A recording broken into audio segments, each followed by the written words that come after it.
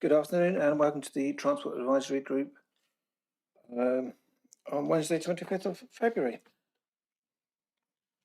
Firstly, I'm going to ask the Democratic Services Officer to read out the housekeeping notice regarding how this meeting will be managed. Thank you, Chair. Please note that this meeting is being recorded by the Council for live broadcast and will be published on the Council website for a minimum of 6 months. The meeting may also be recorded or streamed for live or subsequent broadcasts by members of the public, although ultimate discretion in this matter lies with the Chair. For those in the room, please note that if the fire alarm sounds, please exit the building by way of the nearest available signed fire exit route and make your way to the assembly point at the War Memorial in the gardens opposite the front of this building in Bourne Avenue. Finally, please ensure background noise is kept to a minimum. Mobile phones and other devices are switched off or turned to silent for the duration of the meeting. For those in the room, this includes turning off microphones when not in use and turning down the volume on your laptops completely. Thank you. Thank you. Do we have any apologies? Yes, Chair. We've received apologies from Councillor Dwayne Farr and Councillor Lisa Northover this afternoon.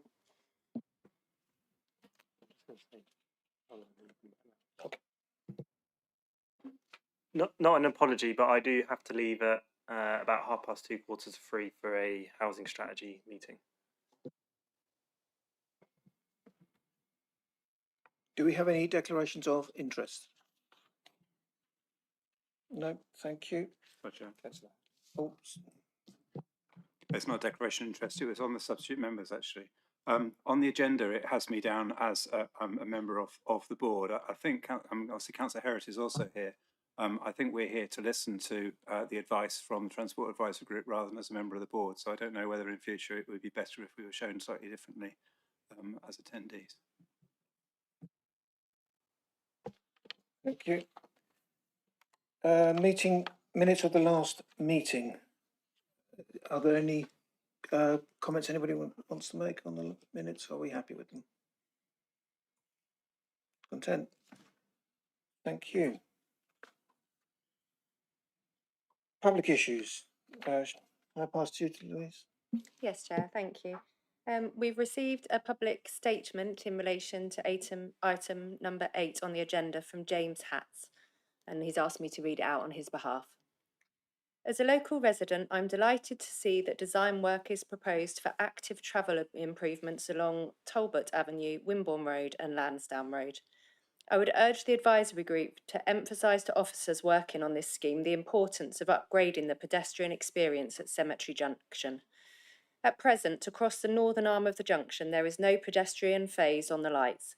Pedestrians must contend with traffic joining Charminster Road coming from 3 possible directions, the 2 arms of Wimborne Road plus Lansdowne Road, to judge when it is safe to cross.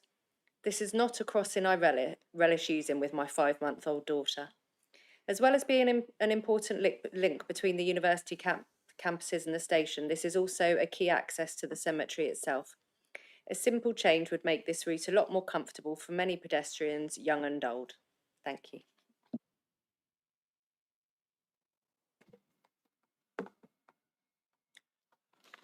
Thank you, Mr. Hatts, for that statement. Okay, I'm going to move the items around very slightly, as long as there's no objections, so that item 10 will be coming after item 5. Okay, so let's start with item 5, our place and environment, the TRO for 20 mile an hour within the neighbourhood of Winton and Moordown. I'm going to hand to Richard Pincroft to introduce the item. Thank you, Chair. For those of you who don't know me, my name is Richard Pincroft, Head of Transport and Sustainable Travel at BCP.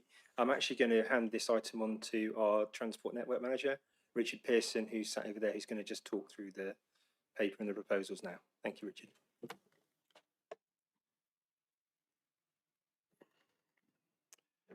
Good afternoon, Chair, ladies and... Is it on? Can you hear me all right? Maybe I'll just pull it a bit nearer to me. Good afternoon, Chair, ladies and gentlemen. My name is Richard Pearson, Transport Network Manager. I'm just going to run you through a few brief slides just to set the scene a little bit for the Winton and Moordown 20-mile-an-hour zone. I think the order of this agenda item is to allow you to consider whether you want to recommend supporting the 20-mile-an-hour permanent traffic regulation order or not. So we've got a little bit of background, engagement exercise and the TRO consultation outcomes, a recommendation to tag and questions. So following a full council decision on the 23rd of April, it was decided by the council to proceed with 20-mile-an-hour zones on a neighbourhood basis, following the neighbourhood set out in the LC WIP, which is the local cycling and walking implementation plan. One of the key points of that decision was it was road safety led, but with associated benefits for active travel being noted. And at the council meeting, there was a strong emphasis on the importance of consulting with the community where the scheme was going to be implemented before proceeding with the scheme. Or any scheme for that matter. So the background was the full council decision there in April 24. There was then some evaluation work done to identify the first neighbourhood or neighbourhoods to proceed with, and that was done on the basis of ranking the casualties within each neighbourhood, and that resulted in the choice that you'll see in these slides and in your pack. Then there was an engagement exercise, so that perhaps differs to the formal consultation, but that was quite an extensive engagement exercise to understand what people really thought. And then following that, there was some slight changes to the scheme, and the formal TRO was advertised in the normal way, which, as you know, is a statutory requirement. So the question is now, do we want to make that, the members want to support making that TRO permanent or not? So here we are at TAG, and once TAG has considered it, then TAG will make a recommendation to Cabinet, who will make the final decision on the matter. So this is the area, and just looking at the area here, you can see it straddles Wimborne Road. You can see the casualties shown on here, so you've got the slights in green, the serious in a blue square, the little dots I'm referring to, and there aren't any red triangles, but if there were, those would be fatal, but there are none in this area.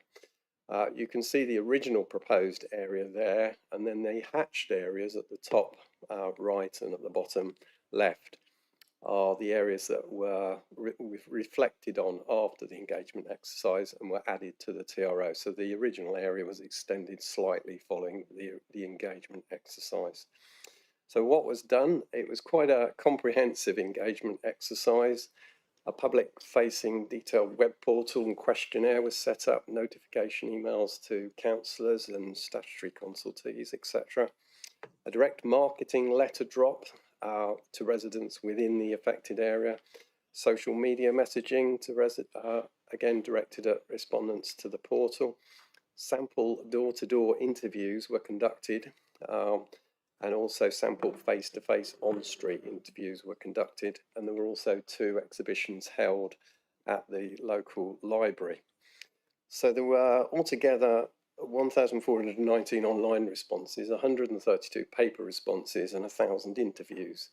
And very briefly, to summarise those, most residents said that they travel through the area 6 or 7 days a week, so we were definitely picking up the people who use the area. Mode of travel, most said they travel by motor vehicle and on foot, with around a quarter travelling by bicycle, scooter or by bus.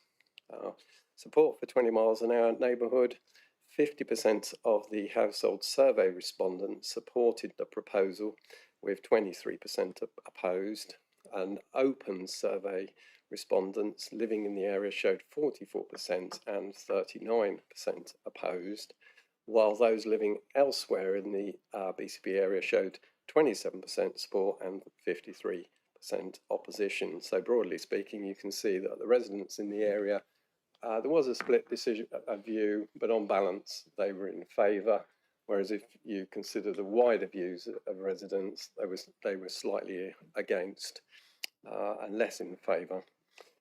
And the reasons for supporting the proposal were cited as safety concerns, speeding issues, impact on children and schools, and visibility and road conditions were the main themes. So the engagement exercise, other findings, so reasons for opposition. People were concerned about increased traffic congestion, frustration, driver aggression, increased pollution, wasting public money on this scheme, difficulty in enforcing it, safety concerns, and the negative impact on businesses were the themes of those who were against. Suggested changes, and there were various roads, and as I pointed to on the map earlier, there were some modifications to the original plans as a result of some of those suggestions.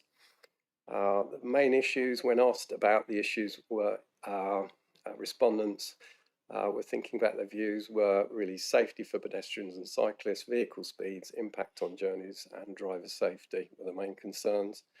Other comments and suggestions mentioned were around pedestrian safety, speed control, parking enforcement, road maintenance, cycling, and scooter safety. There we are, I've already summarised. So some changes were made to the area as a result of that feedback. So following that, we moved to the statutory traffic regulation order consultation, which is a 28-day process that started on the 10th of October 25. And that's a little bit more formal. So a notice was placed in the Bournemouth Echo in the normal way, notification emails toward councillors and statutory consultees, street notices with a QR code directing people to the website, and the deposited documents were made available and published on the council's website. So the statutory responses, not too dissimilar to the engagement responses, 209 responses altogether, 96 in support and 105 objections, with 8 general comments. And notable that Moorbus supported the proposals. If you look into those in a bit more detail, so the postcodes affected the residents in those areas, 159 responded of the 209 altogether, 82 supported and 70 objected. So you can see again that those living in the area were slightly more in favour of this than those outside of the area. It's worth pointing out that the TRO process invites objections, that's the legal terminology, so it may have skewed it a little bit more to encourage people to object for that reason compared to the engagement exercise. So the recommendation to TAG is that hopefully it will support the recommendation to Cabinet to proceed with the permanent traffic regulation order to allow the scheme to proceed to implementation. Thank you very much. So any questions? Thank you, Mr. Pearson. Members, Tony, Councillor Trent. Yeah, it's not so much of a question as a statement, because you know, I'm seeing the reasons for sort of objections. The same things crop up over and over again, that it's more polluting, you know, uses more fuel and so on. That's actually complete nonsense. I can select a setting on my car which reads the miles per gallon, obviously calculated from what you're doing, and I can get fantastic fuel economy figures driving gently at 20 miles an hour that would equal driving at 50 or whatever, which is supposed to be the most economical speed. But it's the agitated driving, the stop go, the driving in a state of irritation that causes the fuel use. And when I do see people, and I go through a 20 mile an hour zone quite sort of regularly, when I do see people really impatient and zoom forward, I'm usually drawing up just behind them at the next junction. So, you know, I don't think it increases pollution. It's agitated driving that increases pollution, and stop go is a bad thing. So a steady 20 mile an hour makes a lot of sense. And I've also noticed that in shopping areas, built up areas, a lot of the time the speed is 20 mile an hour. So why not sort of regularize it? The one criticism that I do have a certain amount of sympathy for, and that's enforcement. And I know it's difficult to enforce. It's the same with any speed limit anywhere. And but you know, I think actually having things like signs that sort of tell you you're going over the speed or what speed you're doing, I think they are quite useful and would be a good investment in these zones. Obviously, swapping them around as you go along, I think is the best way to do it. But certainly, as someone who tries to keep to the speed limit, you know, it is useful being reminded that you have actually drifted over. You're sort of doing about 25 and it's telling you to slow down and so on. So that is quite a good self-enforcement thing. And the occasional enforcement by, you know, police speed cameras or whatever is useful to back it up. But I do think that's one area that we need to look at. And I'm sort of wondering whether in this scheme we have got sort of speed indicator devices and things like that sort of built into it, or we can make a bid to get that added to the system, because it makes a difference between working and not working. Yeah, thank you. Some interesting observations. So the plan at the moment is to have, there's a legal requirement to sign this properly. So at all what we call terminal points where the speed changes along the route, there has to be some what we call vertical plates, so just 20 mile an hour signs as you'd expect. And this will be a zone sign, so at every entry and exit point there will be signs showing the speed.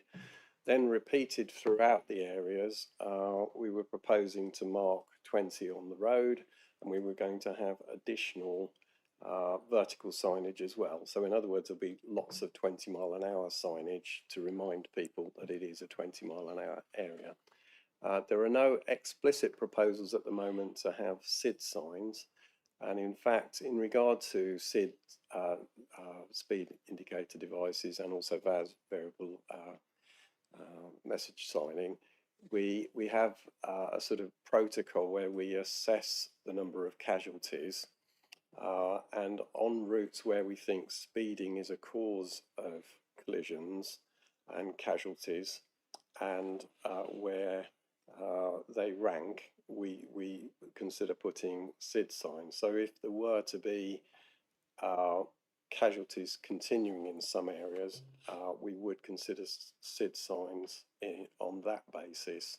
The reason that we're fairly sparing with our SID signs is because A, they cost quite a lot of money to put in and to maintain, and B, if you put too many of them up, there's a sense that they may lose their effect. So people might become sort of too familiar with them and just think, oh, I'll just ignore that because there's so many of those signs that are always flashing at me and I'm not going to take any notice. So it's possible that we would add some SID signs, or if that's a recommendation that TAG would like to make to Cabinet, that could be considered. But at the moment, the situation is they're not included.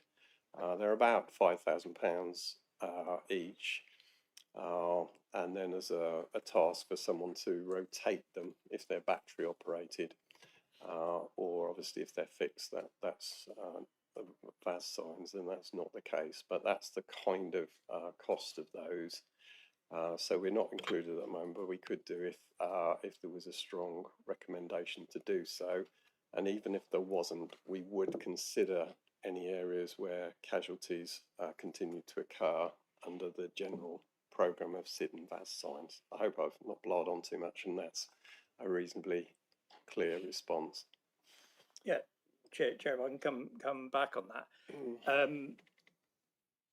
I think they are helpful, but there's they're less effective if they're in one place for too long because people don't notice it then.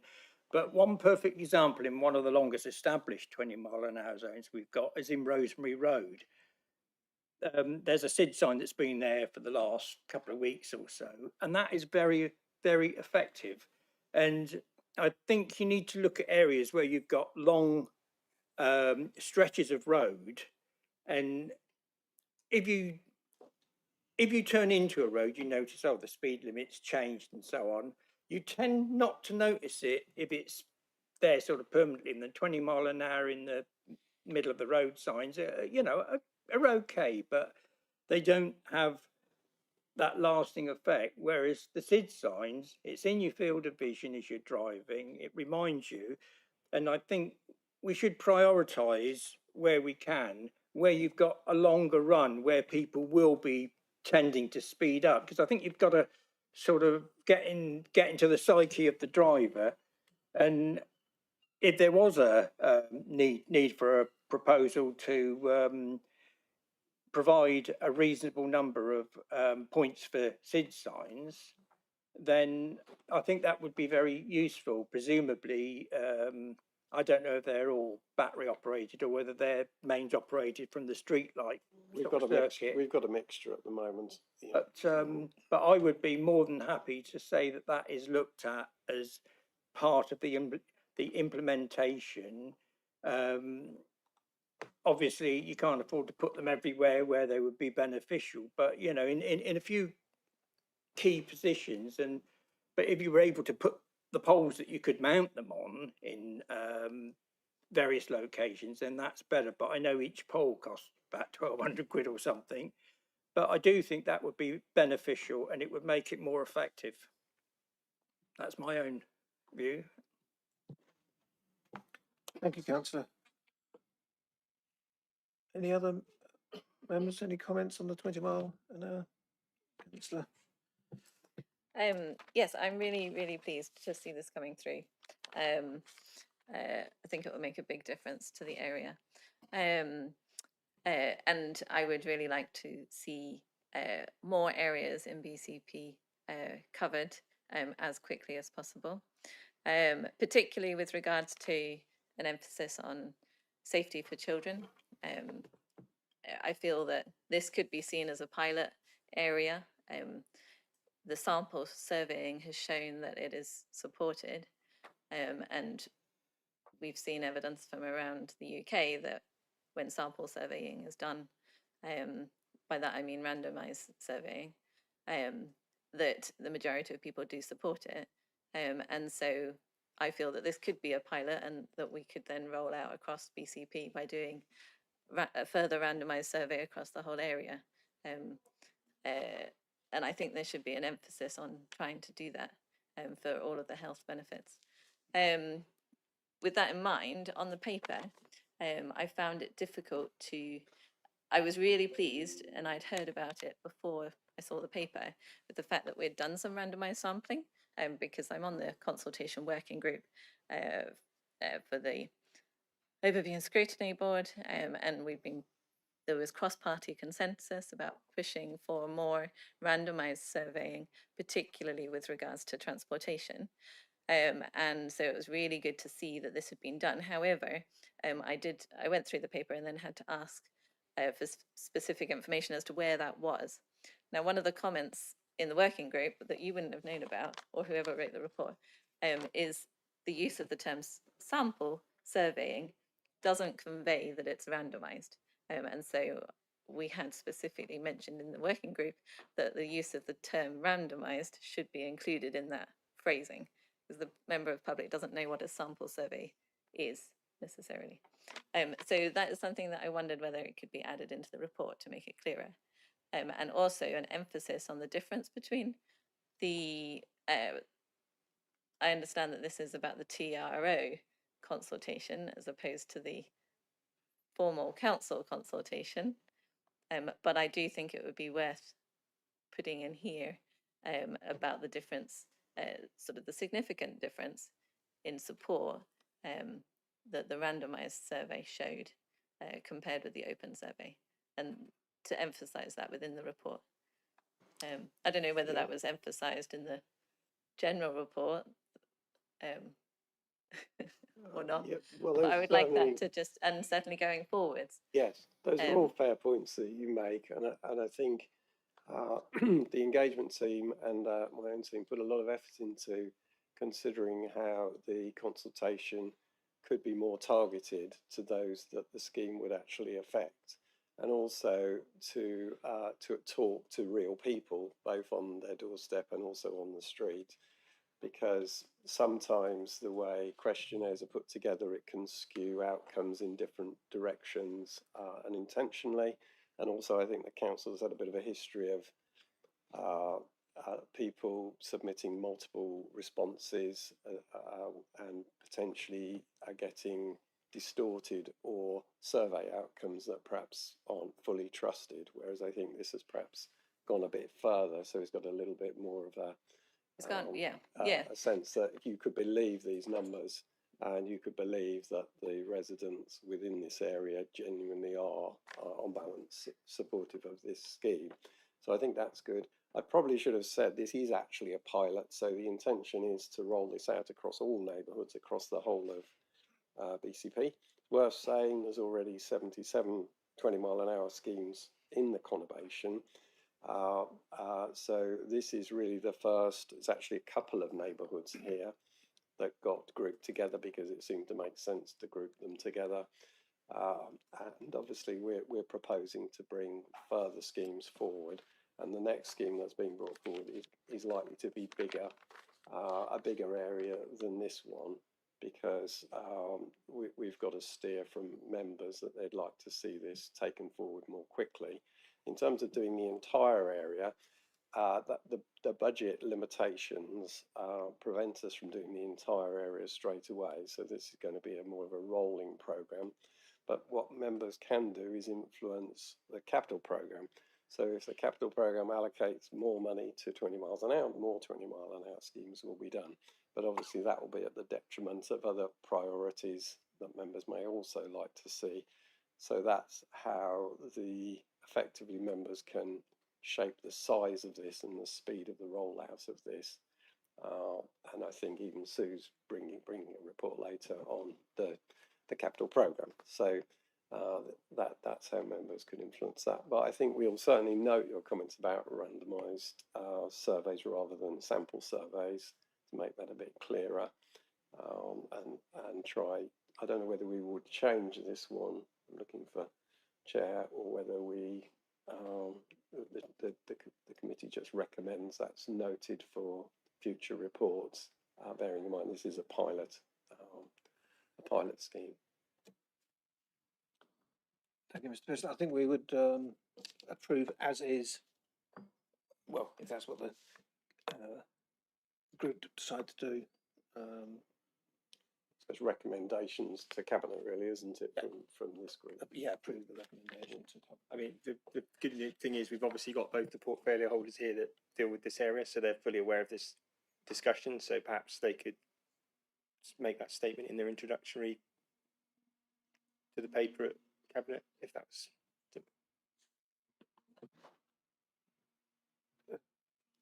Councillor Harry, did you want to come in there?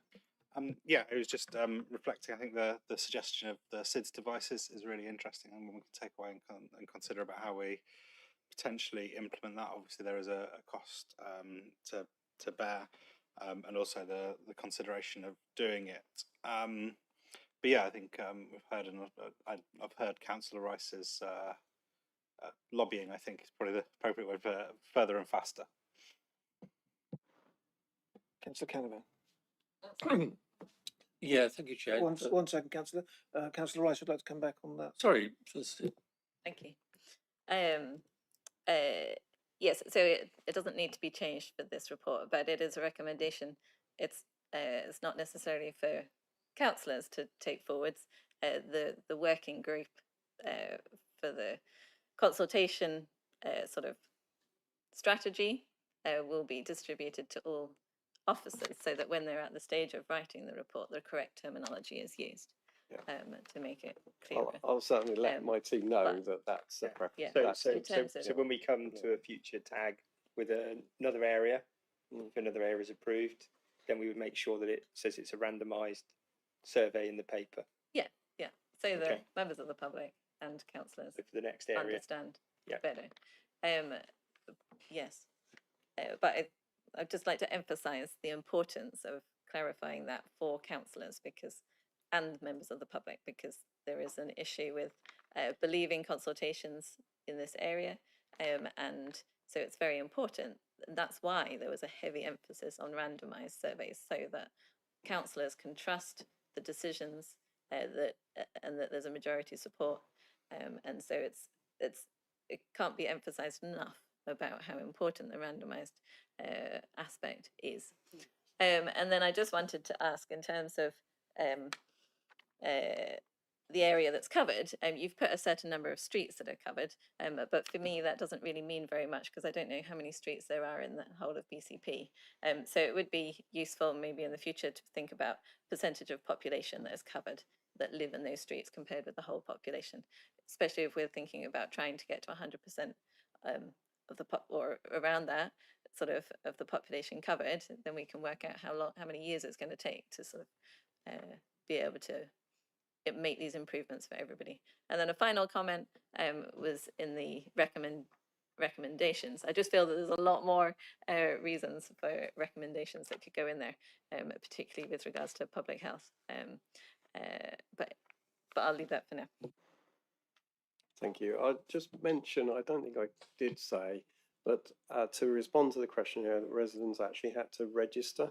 So, and the reason for that, I mean, in a way, it's nicer if they don't, but obviously by forcing that issue, it meant that you're more likely to get the actual residents responding, and they're more likely to just respond once. So that was another technique that the engagement team used. It's not foolproof, I don't think, but it's helpful compared to just allowing anybody to send in responses, and possibly anybody from anywhere in the country, etc., or multiple responses, as we've seen sometimes in the past.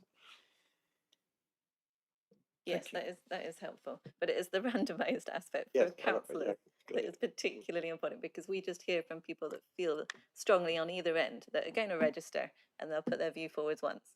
What we want is the majority of people, those 80% in the middle, and doing the randomised surveys is what then enables councillors to trust the decision. Councillor Canavan, thank you. Thank you, Chair. Just declare that I'm a councillor in Boscombe, and we're fairly familiar with 20-mile-an-hour proposed zones. But apologies if I've missed it, but could you give me some idea of the timescale behind this? Because the ones in Boscombe that we've been through all of this kind of process on, got an email the other day just saying that they're only just starting to put the plates up for that area.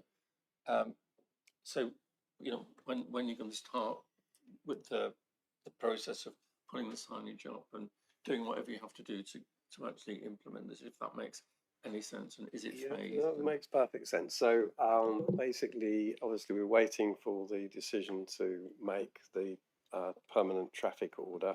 There's a legal process that follows that that's relatively short as it gets formally sealed and turns into tertiary legislation. Following that, I would think we'd be looking at about 3 months for the scheme to be implemented. It can be affected by weather if there's road markings and things like that. Hopefully it won't be as rainy as it has been, but it would be that kind of timescale. I might sort of say to you 3 to 6 months, but we'd be aiming for 3.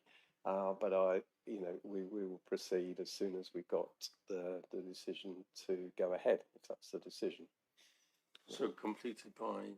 Well, let's see, it would be June, July, August kind of time, yeah.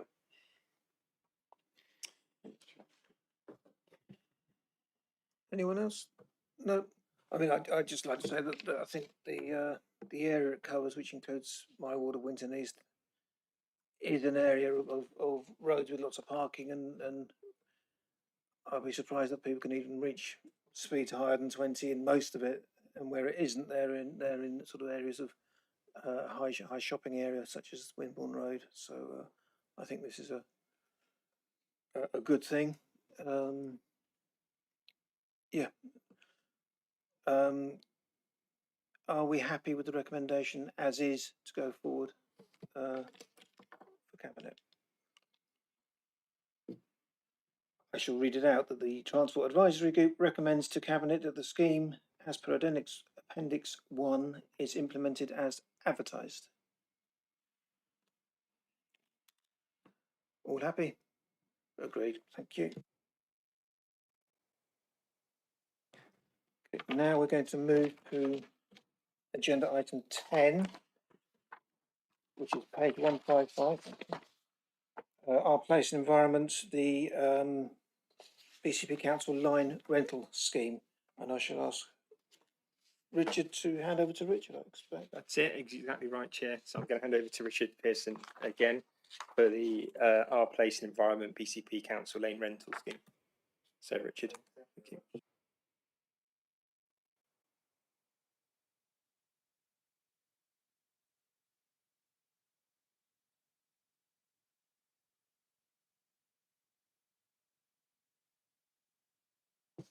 Thank you, Richard. So first of all, just to mention the context, so we have a little, I'll mention the permit scheme, the timeline for this, why we want to consider lane rental, scheme details, the proposed lane rental network, cost benefit analysis, the traffic sensitive review, and any questions at the end. So essentially, the permit scheme, I think I've jumped a slide there. Oh, there we are. The permit scheme was introduced in BCP Council in June 2020, and basically, I think I might have the wrong. Forgive me. In 2020. And that has been reported on annually. You can find the reports on the BCP website. The reporting of it is actually a legal requirement, and it met its scheme objectives of reducing disruption to road users caused by roadworks. And some people might find that hard to believe, but it in fact has helped in terms of our ability to control what's going on the network. There was a traffic sensitive review carried out earlier this year. So as part of having a permit scheme and operating under the relevant legislation, one has to have and define a traffic sensitive network.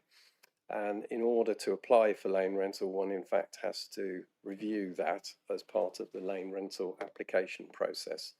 So that was reviewed earlier this year. There was a brief consultation exercise on it, mainly with the key stakeholders, being the utility companies, and a new network was prepared, as you can barely make out, but just about make out on that small map there. So the timeline for the lane rental process is to complete the traffic sensitive review, which has been done, as I mentioned, carry out a formal consultation on the proposed lane rental scheme, which ran in fact from the 15th of December to the 1st of February 2026. Then review the consultation responses, which we've done, and decide based on the consultation responses whether to amend the scheme and then to apply to the DFT for approval. Why is BCP consulting on a lane rental scheme? It's because there's a lot of disruption on our road network caused by roadworks, and we believe that a lane rental scheme will help us reduce that slightly, and that will be a benefit to the public. When would they apply? So they would apply where there's a road closure, or where there is a lane closure, or where there are works being carried out that interfere with traffic flow on the highway. Where would they not apply? So they wouldn't apply during periods outside the definition of the lane rental network. So that means they wouldn't apply at times when the lane rental scheme didn't apply and when the traffic sensitive streets are not applicable because there are hours of operation for those. So BCP can provide discounts for lane rental. So basically, we can at our discretion give discounts for longer term works, for good performing organisations, for collaborative working, and for innovative or improved working practices to reduce time on site. The proposed charges are £2,500 a day, dropping to £2,000 for lower impact works and £1,500 for cycle track works. The reason we've got charges, and they're basically providing a disincentive for roadwork promoters, mainly utility companies, to carry out roadworks at busy times. So in other words, they'll be thinking to themselves, well, we need to replace that gas main. We'd normally do this during the day, but if we do that, that is going to cost us £2,500 a day. Do we have to do it? Because if we don't, we could save ourselves that money. Is there a time when we could do this where it would have less impact? Because if we can, we might be able to avoid the lane rental charges. And they might ask themselves more seriously, can we do this more quickly? Because we can reduce the number of days that lane rental would apply. So all of those will act as an incentive for those carrying out roadworks to do them more quickly on these very sensitive routes. The proposed lane rental network is not something I've sort of come up with because I thought it was a good idea. It's heavily data led, and so there is guidance from the DFT to follow that effectively, when you follow it, almost dictates what the lane rental network is likely to be, and that's based on traffic counts, the number of bus operators, bus services operating on that route, historic roadworks on a route, and the list, the full list is there.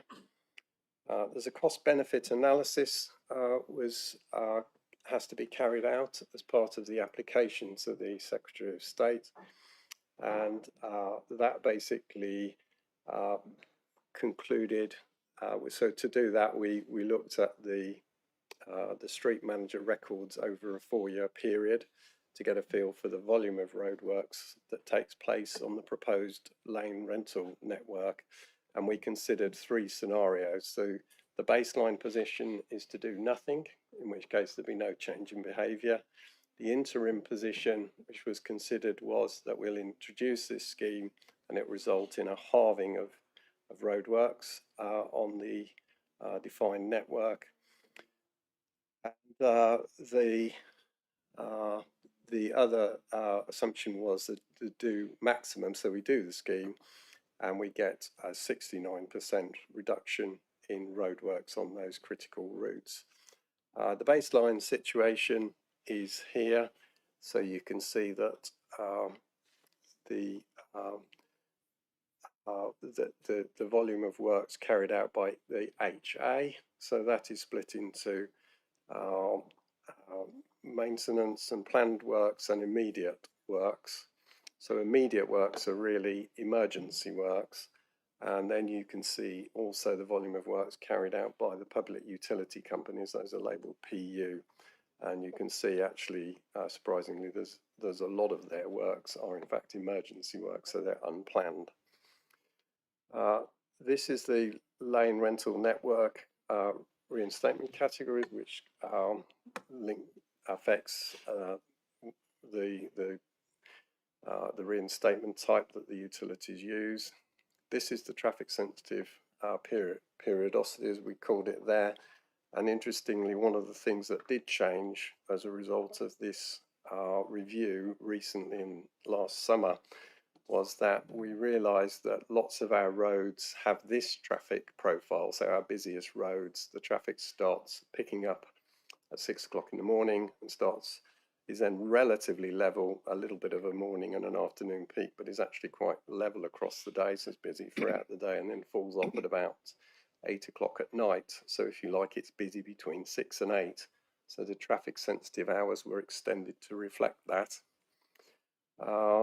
These again are a bit of a breakdown by year of the volume of roadworks that you can see there. And again, split into the planned works and the immediate unplanned works. These are some of the scenarios we considered, and the different potential lane rental charges that were considered, the economic impact of those, and then we concluded that there will be a need to tell the DFT what our cost benefit analysis is. And basically there was a formal consultation carried out on the proposed scheme, and basically I do apologise, but I think I've used an old set of slides which wasn't fully complete there, but I hope that's given you a bit of a flavour anyway of the lane rental scheme. There were in fact more respondees in favour of the scheme than against the scheme. There were even more businesses in favour of the scheme than against the scheme, but some of the businesses who are directly affected by the scheme, so in other words the utility companies, were concerned about the impact because it will have a cost impact on them.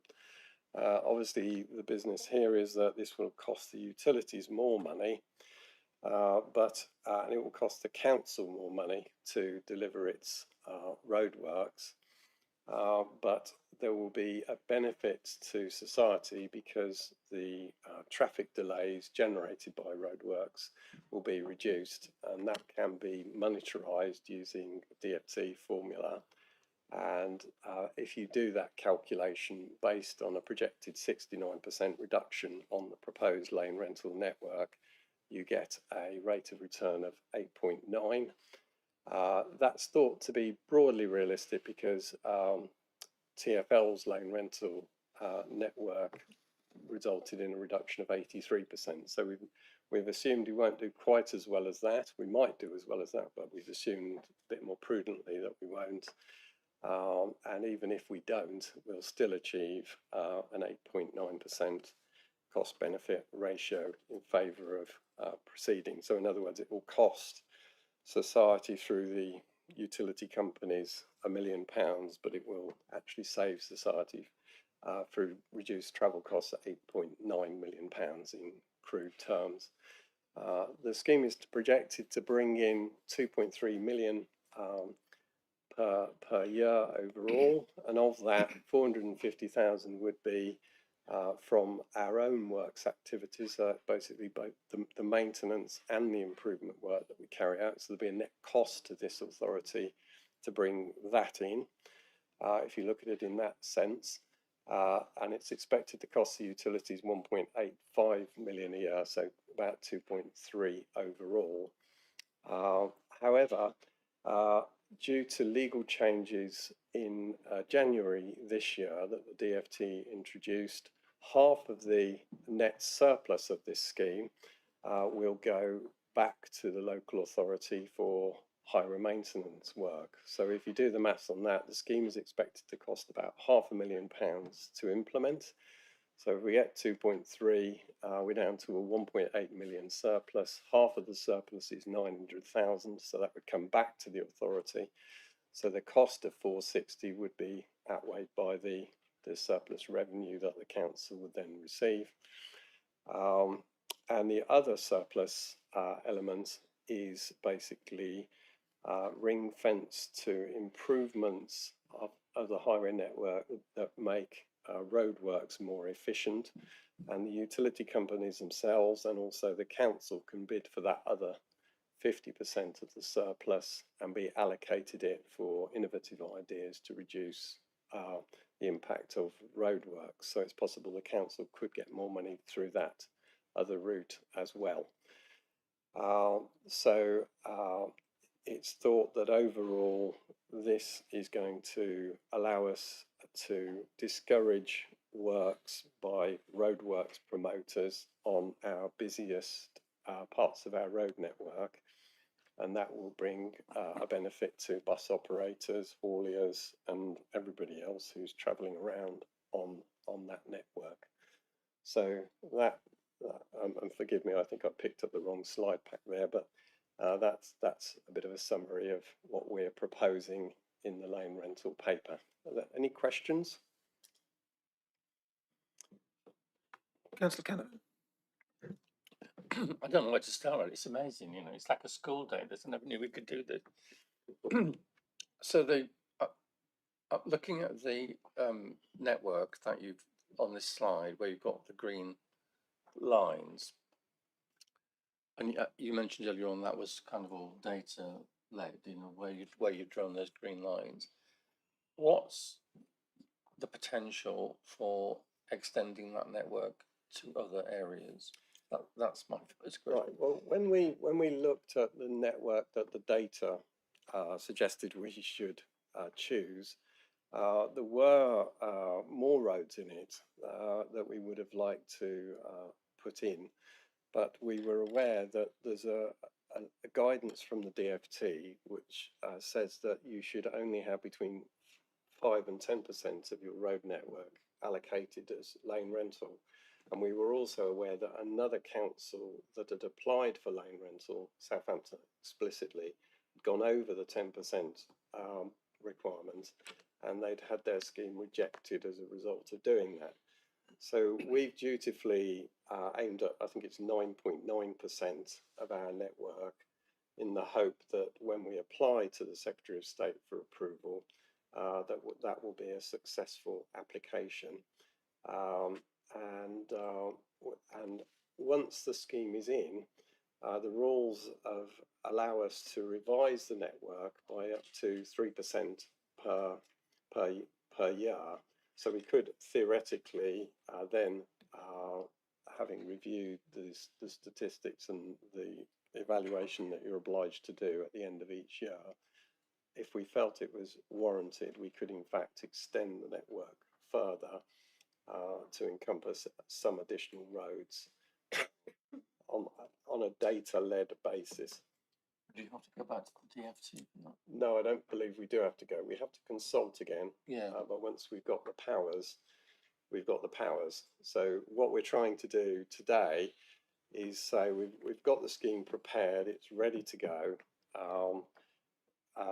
We don't have the authority as officers to go to the Secretary of State, so we're going to go to Cabinet to ask them to approve an application to the Secretary of State and to delegate powers to us to implement the scheme. Cabinet don't have authority either, so they'll have to go on from there if they approve it to Council, and then if Council approve it, we can proceed to the application to the Secretary of State. And obviously the Secretary of State may say yes, may say no, but we hope our scheme is robust enough for them to say yes. And once they've said yes, we'll be in a position to move forward and implement the scheme. So TAG's role in this is to decide really whether you want to support the scheme going to Cabinet with a positive recommendation, or whether you feel that you don't support it for some reason, or you want to recommend changes to it. And you can see the report is quite a big report with very big appendices, because the detailed workings of the lane rental scheme are all set out in that. They include the establishment of a governance board, which is a requirement to manage the surplus income that arises from the implementation of the scheme. Oh, I switched on. Sorry. So forgive the second really daft question. There's a. I'm going to have to point you. Okay, I'm sitting next to you. So there's that road, this grey road that straddles Townsend, I'm assuming is the Wessex Way. Yes.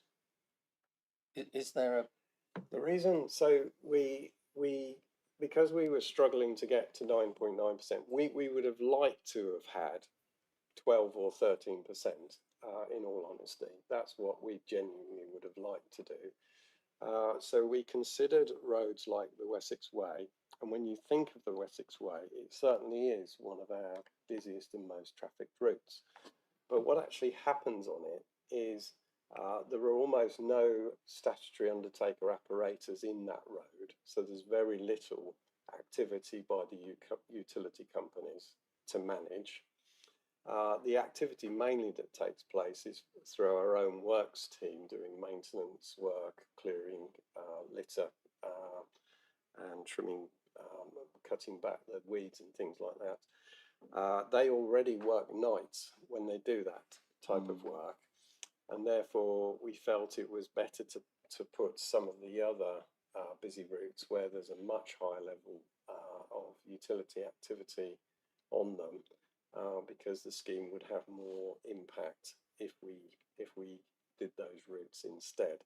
So these are all routes that are traffic sensitive, and we had to make some hard decisions to get below the 10% threshold, and that was the basis on which we took some of those we might consider very busy, very major routes out, and included some of the still busy but slightly lesser routes in, because we felt we'd get a bigger reduction in roadworks and a bigger impact if we did that. So that's why that is not in, and other routes are in. The Trent. Yeah, there's a few questions and points. One of the questions is emergency roadworks. There's one utility company that seems to use that quite often, and in one recent case they actually had emergency works to a section of a main that they had replaced a little while ago, and they obviously hadn't replaced all of it because they had to go back and sort of replace it under emergency works. And quite often something's closed off or partially blocked off for emergency works and nothing happens for ages. You know, it seems to be sort of abandoned. So I think the lane rental charge is good, but I am worried about emergency works being used to maybe get round other restrictions and notice, because I'm trying to say it diplomatically actually without naming the company, but there's one that's particularly bad at using that and not doing anything. In the reasons for the recommendations, talk about first time reinstatements. I noticed driving along Surrey Road last week that a lot of fairly recently replaced drains, the tarmac around them has sunk dramatically to the point they've created a major pothole. And I wonder whether anyone checks that they actually reinstate it with suitable material, or whether they're actually mixing an excess amount of air with the tarmac and not, you know, tamping it down really hard. And as time goes by, the air comes out and it sinks. And I think there needs to be perhaps a bit of a focus on the quality of reinstatement work. The other thing which is regularly quite annoying and residents raise this quite often is when there have been roadworks and a lot of the signage and cones and things like that hang around by the side of the road. It seems forever. There's one person who had a little whinge at me, and I think the portfolio holder might have been copied into it as well, that there had been a sign just thrown to the side of the road and has been left unmoved for ages. I hadn't noticed it for a while, but you know, I know the signage that was meant, but we had a situation in Alder Road where there was a diversion sign which never made any sense anyway. It must have been moved from somewhere else, but it was actually in the middle of the pavement.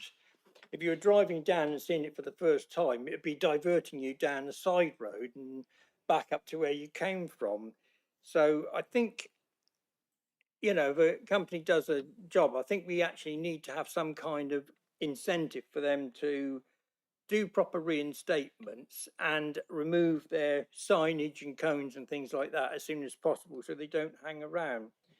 But as I say, I am curious about whether they pay lane rental over emergency works, because sometimes, as I say, emergency works are sort of declared and nothing seems to happen, and that is really frustrating because it's usually on roads that are majorly affected by that. So I think those are the points I've written down. Yeah. So, Mr. Those 2 points. I mean, that's presumably that would kind of good behaviour. So they could get a more of a discount. You It said could do, yes. So emergency work. So under lane rental, if they declare it's an emergency piece of work, one, we would take a view on whether it was or not. So we might apply charges if we felt they were taking advantage of that definition. Under an emergency, they're allowed 48 hours of free work on the lane rental network under the rules of the scheme we're proposing, and thereafter lane rental applies. So if you think about that carefully, if, for example, the gas company declared an emergency and started doing some excavation, put some cones out, they'd have 2 days of free to be able to do that.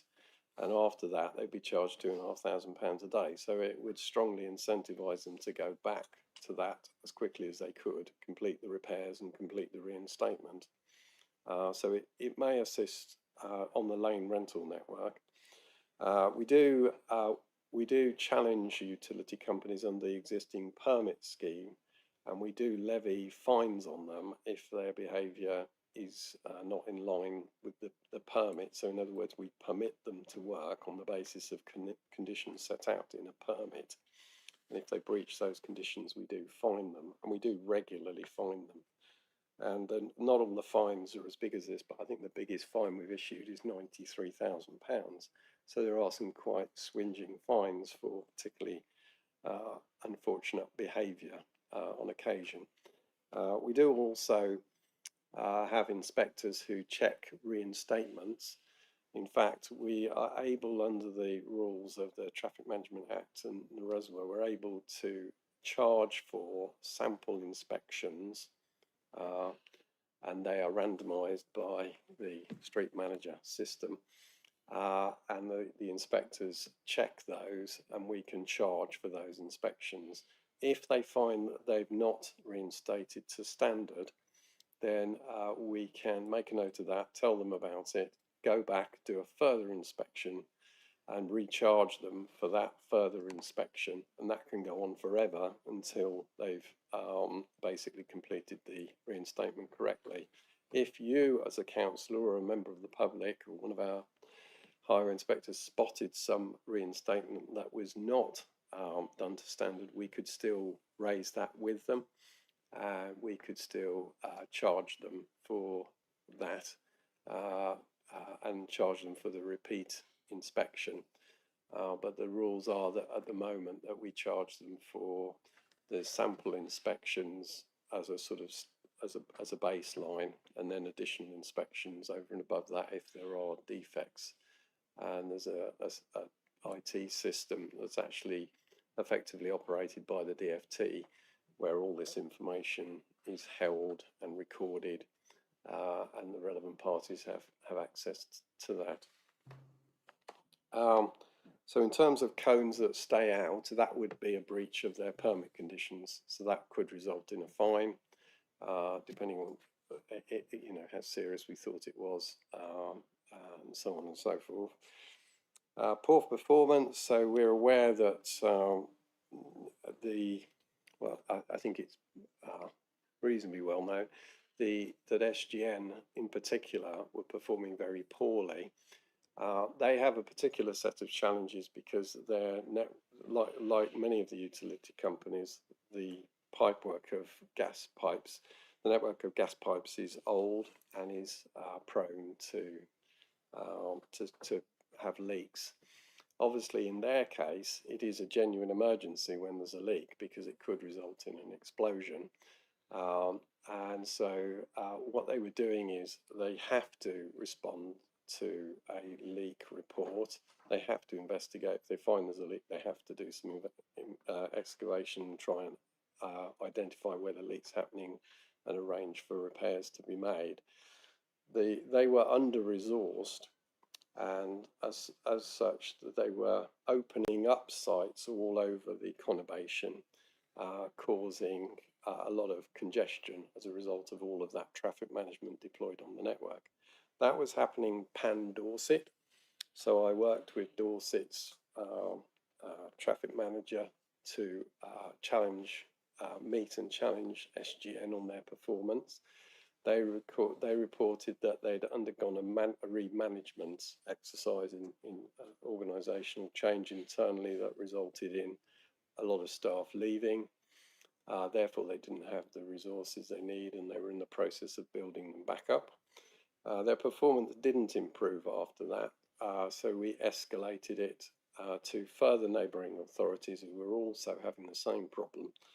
And as we escalated, it transpired that actually it was a national problem, not just a regional or local problem. So it was escalated further through SGN at appropriate levels. And as a result of that, SGN have improved their performance somewhat. They've also reopened the local depot, which they'd closed. And since they've reopened the local depot, there's a bit more local ownership of their schemes. So their performance is now improving. But yes, there was a serious problem with them, and it was having a major impact on road networks across the region, actually, and across the country. So I don't know whether that's of any interest to you. Yeah, I think that was very helpful. But on things like, and it's usually around drains or manholes or something like that, the tarmac sinks. When you're driving along the road, it's usually a main road, and you're usually, you're just avoiding it like you would avoid a deep pothole, because that's effectively what's being sort of created. And it's very difficult to then go back and report, say, well, it's outside such and such a house in such and such a position, because you can't drive attentively and look to see what the addresses are, which is where my heart goes out to any delivery driver, because God knows how they can do their job. But, I think it almost needs maybe a sort of a road surface facing camera or something mounted on the front of one of our vans, just to do an occasional inspection of the main roads, because what's being created here does appear to be the equivalent of deep potholes, and they're just as vicious if you hit them. And there's got to be a reason for it. The Surrey Road the work was done fairly recently, and the only thing I can think of, and I'm not a technical expert or anything like that, is that there was a lot of air or something in the mix of stuff that was being used to fill it up. So it is. I think we're veering away from. Well, it is actually point B on the reasons for the recommendations that first time reinstatements. I think they need to get it right, and we need to be able to, if it needs fixing, well, we'll have to charge them the necessary sort of lane rental or something to actually get it fixed. It's certainly to be held to account, and I think that will be reflected in the discounts they can earn as good. Yes, so you're quite right in what you're saying. It may be that they haven't compacted the layers properly, or and that can result in subsidence, especially with heavy vehicles trundling over the reinstatements, and that is a known cause of reinstatement failure. That is a known cause of reinstatement failure, and that would be a defect under the current regime. So we would fine them and seek them, ask them to undertake repairs, and then we check those repairs and charge them for checking the repairs. So that does happen at the moment. Separately to this work and the work I manage through the Streetworks team, the environmental services team or neighbourhood services do routine highway inspections of all of the highways at different frequencies depending on the status of the road. And they pick up general defects as part of that, and there's some cross-working with my team where they pick up defects relating to statutory authority repairs. So those inspections that you mentioned are taking place, as well as the statutory undertaker specific reinstatements that I'm referring to here. Thank you. Councillor McCormack. Oh, yeah, I just wanted to ask some thinking around. I've noticed that the location between the Fountain roundabout and the Stony Lane roundabout wasn't included as part of this scheme. I was just wondering what the thinking around that was, because that is a main artery through on the A35, and when it closes, and it closes quite regularly, it has a number of services that run across that dual carriageway.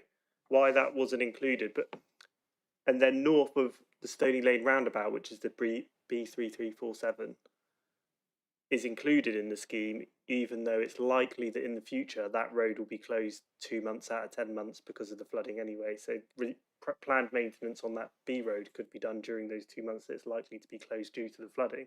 So it didn't really need to be included in the scheme, but yet the bit with the utilities on, which is on the main artery, isn't included on the scheme. I was just wondering what the thinking of that. Yeah, I believe that obviously it is included within the traffic sensitive road network, because there isn't a percentage restriction on that like there is with the lane rental network.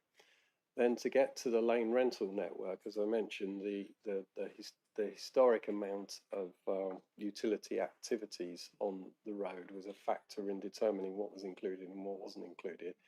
So I believe there was low level activity in the section you're referring to, hence it not getting included in the network. I think the scheme, in a way, what we probably need to do is get to the point where we can apply to the Secretary of State, get it approved, hopefully, and then obviously we can reflect on the network. And there is a requirement to run one of these schemes to do an annual report and potentially revise the network on the basis of that annual review. So it may be that we would revise the network in the future, but I think we're reasonably comfortable that we've spent a lot of time trying to work out which bits should be in and which bits shouldn't be in based on this 10% restriction. So I believe we've chosen wisely. But even if there are some residual question marks, we can revise it in future. And as I said, there's a 3%, an ability to revise by 3% anyway. So it might be that we can add those other bits in the future if we believe it's warranted. I think that's the trouble with dealing with historical data, is that you're looking back on what has happened before rather than perhaps looking what perhaps will probably happen in the future. I mean, that B road will likely have some sort of traffic management on it in the future now, because of the seriousness of the flooding that we've seen in the last 2 or 3 years. So we're almost wasting a bit of that percentage in the future on a road that likely will be closed for 1 or 2 months of the year, where that planned maintenance could happen anyway, because the usage on that road will be so low. And I get what you're saying about that stretch of road. The problem is, you are correct, there is a low amount of times that road, but when it does happen, it causes absolute gridlock in Christchurch, that one section. And I think it is the main feed into the sewerage plant, which is on the Stony Lane roundabout. So when it goes wrong, it really, really, really does go wrong. And you're right, it probably has only happened once or twice in the last 15 years on that section. But they really need to understand that when it goes wrong on that section, it sends I mean, I've sat from Somerford to the Iford roundabout an hour and a half, like in traffic, when that section has been down. So they really need to understand the impact on the town when that happens. That's why I was surprised just not to see it on here, because it's one of those ones where we really need to let them know that if they're going to shut this, it's going to cause problems for everybody. Yes, bear in mind this still won't be our only tool, so we can still, through the permitting process, say, look, this is an especially sensitive piece of road. We do pick those up, believe it or not.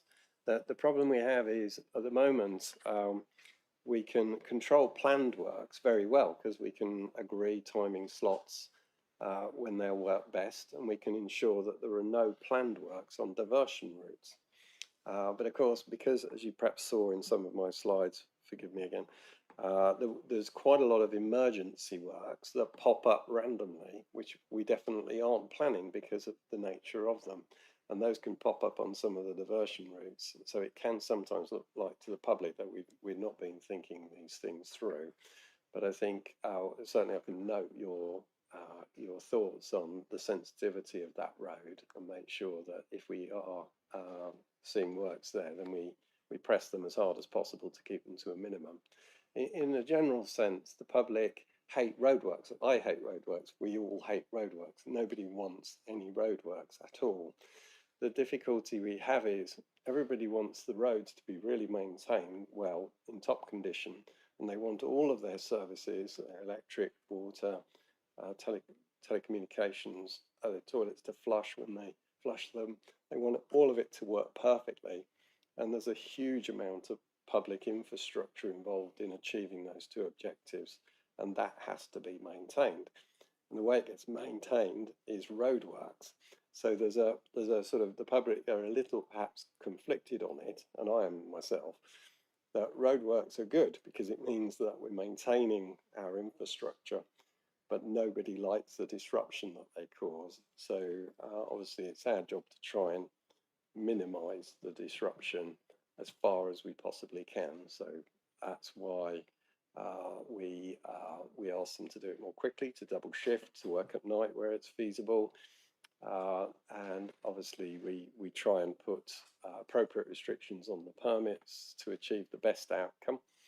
And obviously this will be another tool in the armoury to try and incentivize them to really get on with it in some of these highly sensitive areas. So we believe it will help a little bit more and give a little bit more control. It won't mean that there are no roadworks in the future, I'm afraid, because I don't think there's a panacea like that. But it will help to a degree, which is why we're proposing this, and hopefully TAG will support the recommendation to Cabinet.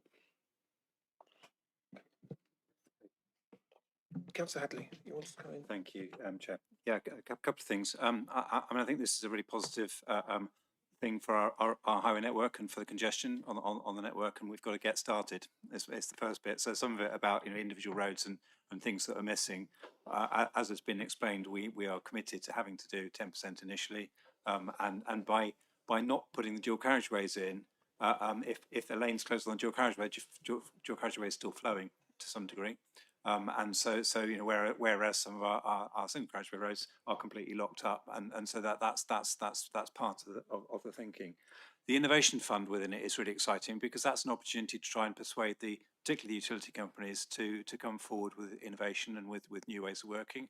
Now some of that can involve remote burrowing rather than taking up the whole road surface and some of those things. And again, that's been shown elsewhere where they've done some of that work. We are also, I was having an interesting conversation with the new chief executive of Moorbus, and they're talking about having cameras on buses, and that could potentially be used to help with some of these things around. So it was mentioned about road surfacing, but also whether we can do that on some of our fleet is certainly some of the innovation that we could be. We are already doing that on our own fleet. Yeah, we're actually looking at as part of the work as we go forwards. So I think there's some really good stuff in the innovation space on issues like Surrey Road. That sounds like our works. It's the drains. That's going to be us or Wessex Water. Just need to report those in, and if it's a whole road, just report the whole road. It'll pick an address along the road. But I think we need to get beyond the specifics to. This is hopefully a good thing that's going to help us with unlocking congestion. We'll continue with the permits where we're not on that network, and the two together. My worry is that if they do all the work on these roads because it's costing them per day, they're not doing it on the back streets. But I think that's where our permits will continue to try and regulate and control and keep the network flowing on all roads. Thank you. Thank you, Councillor Rice. Yeah, I support it in general. I have a couple of very specific questions. The fund that will determine the appropriate use of surplus revenues. I'm just looking through who is going to be on that, and would like to make some requests that sort of in terms of the areas, the objectives, they're a lot of focused around climate change and decreasing, like move to sustainable transportation. So I just would like to see more emphasis within the representatives that are named to emphasize those objectives. So I'm thinking of public health representative and sustainable transport representative in there. I don't know whether, and also I'm interested in a children's representative there as well. So I don't know if you have any comments on that. I'm sympathetic to that, but the difficulty is that we're working to the DFT guidance on statutory guidance on how one of these schemes is set up, and if you bear in mind whose money this is, so this is from the utility companies primarily, and so they will be able to apply to get some of their money back if they show innovation in regard to roadworks. Some of those innovations may touch on cycling and walking and some of those issues, of course, because if they can reduce the impact on those modes, it will be positive. But I believe that the attendance is sort of limited on that basis. Can we not add some extra people in there as well? Surely it's not limited. I believe the statutory guidance is fairly specific, but I'm happy. We can certainly check that for you, and if it allows for it, then it's a possibility. Okay, well that would be great if you could, because that looks, yeah. Well, it leads on to my second question of, can you clarify whether supporting a 20 mile an hour area could be funded through that? Because it's all about reducing congestion on the network. I'm not sure that honestly would. I think it would be up for the governance board to decide on the individual applications that it received, but I'm not certain that would fall within scope, if I'm being honest about that. I think are you suggesting that because it's a slower, more steady speed, it reduces congestion through? No, in the previous report there was quite a lot of evidence suggesting that with 20 mile an hour zones, then there was a switch to sustainable modes of transport. So you get a significant change from private car use, which is obviously going to impact on the congestion of an area. So if we had an area where everybody was moving by bus, walking and cycling, then that's obviously have a big impact I follow congestion. your logic. It might be stretching the definition of what's. Yeah, it seems very like the most obvious thing. Yeah. One of the most obvious things. Yeah, I don't think it would be allowed within the legislation, to be honest. I think it is ring fenced to the utilities for them to draw onto that pot to potentially mitigate the impact of their It's very street much works. utilities led. So they're not going to be thinking. It's not utilities led. It's a partnership, if you like, with utilities and the council. So a utility might want to try an innovative method, as Councillor Hadley referred to, like moling or trying to reline its gas main with a new methodology, and it might try to draw down funding to apply that method to avoid having to put almost street works out on the network, which will cause disruption to everybody. And then 50% of the pot is ring fenced to resurfacing or highways maintenance, for the council's roads. Other things that potentially could be, from an innovation fund, when the works were undertaken in Christchurch recently, we employed community accredited officers to actually go and help the traffic management. So those might be other things that are sort of would be applied for through the innovation fund. But it's very much ring fenced to street works, not for kind of wider council purposes. Okay, well, I think those objectives are maybe a little bit misleading then. Sustainable transport in response to the climate emergency. I'm not quite sure how the utilities are going to lead on that. But, okay. It also sort of links into my next point in terms of the cost-benefit ratio of 8.9%. I'm not quite convinced by that.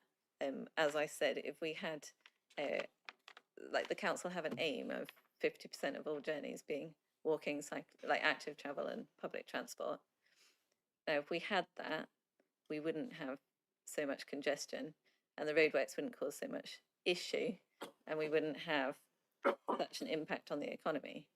So if, for example, in 5 years' time, we had 50% of journeys going by walking, cycling and public transport, would that cost benefit still be that? Or is it based on high levels of It probably car would usage. vary in time, and I think it's important to understand that it's a bit of a best estimate. As I tried to explain, probably not as well as I could have done, there were a number of scenarios considered. You know, a halving of traffic as a result of the scheme. TfL, I think, got about 83% reduction. We sort of picked a figure around 69% because we thought it was perhaps more likely to be in that order.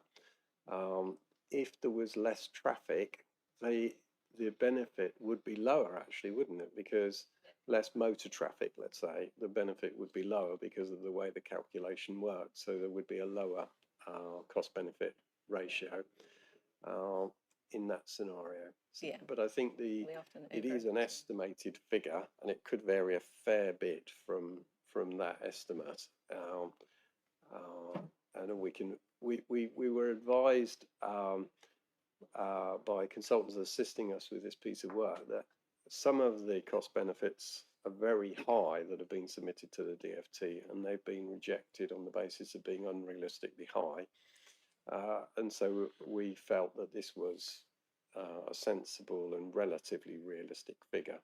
In all honesty, it could be 4, it could be 2, it could be 15. You know, I mean, it's you know, it is quite a sensitive and All hard we've tried to do predict. is follow the process that the Yeah. DFT have set out. Yeah, and I suppose the other thing to just to include into that is it's obviously, yes, if more people are using public transport, that public transport is getting held up by those streetworks and roadworks at the moment, the congestion. Yeah, well, and yeah, and you know, cycle lanes, cycle tracks, you know, ultimately are getting excavated by utilities companies and taken out of use for periods of time as well. So, you know, not everywhere, but it will obviously have an impact as well. Councillor Canavan. Yeah, Chair, I'm happy with this and happy to move that we accept the recommendations in the paper. But I'm just trying to think ahead a bit, and Rich might be able to help with this a bit. So we agree it, Cabinet agrees it, you go off to the government and say, can we do this? This is our plan. They come back and say, yes, get on with it. What would then be the process of you saying, right, we've had this in place now, let's take stock of how it's worked? Are we talking a year, 2 years? I'm just thinking about trying to build in some review in the future of how it's working, if that makes sense.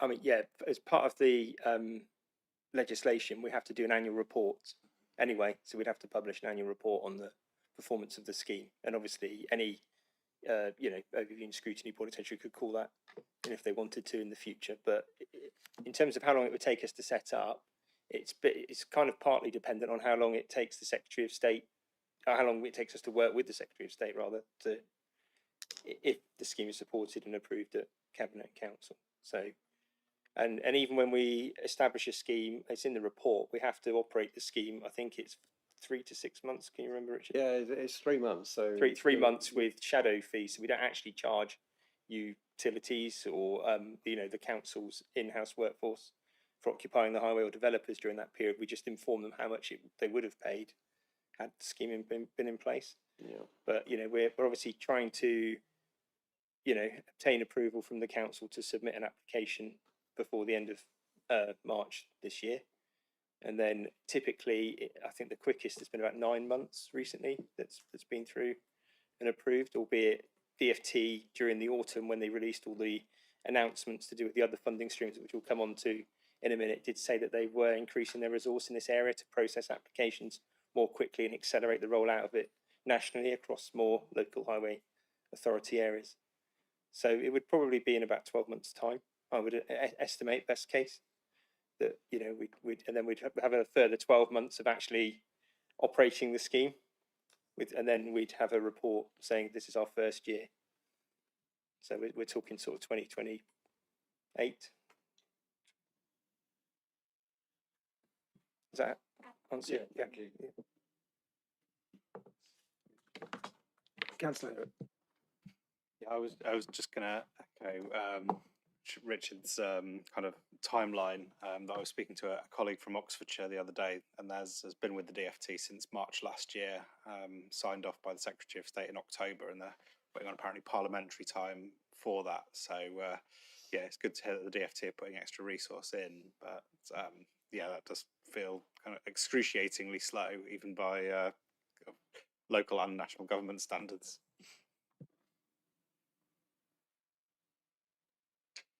Okay, are we happy, members, to accept the recommendations that are going to cabinet? Okay, thank you. Moving on to item 7, which is the active travel funding for 26-27. You'll find it on page 105. Richard, are you? It's actually on, yeah, it's the Local Transport Consolidated Fund Programme. Susan Fox has kindly joined us to introduce and present this item. Thank you, Susan. Thank you, Richard. Thank you, Chair. So this report sets out details of the DfT's new consolidated funding settlement, which covers a 4-year period for capital and 3-year period for revenue, and in total £89 million over that period. You'll be familiar with the work streams that are covered by this. It brings together our usual highway maintenance pot, our local transport plan pot, active travel, BCP and Levi, all in under one umbrella.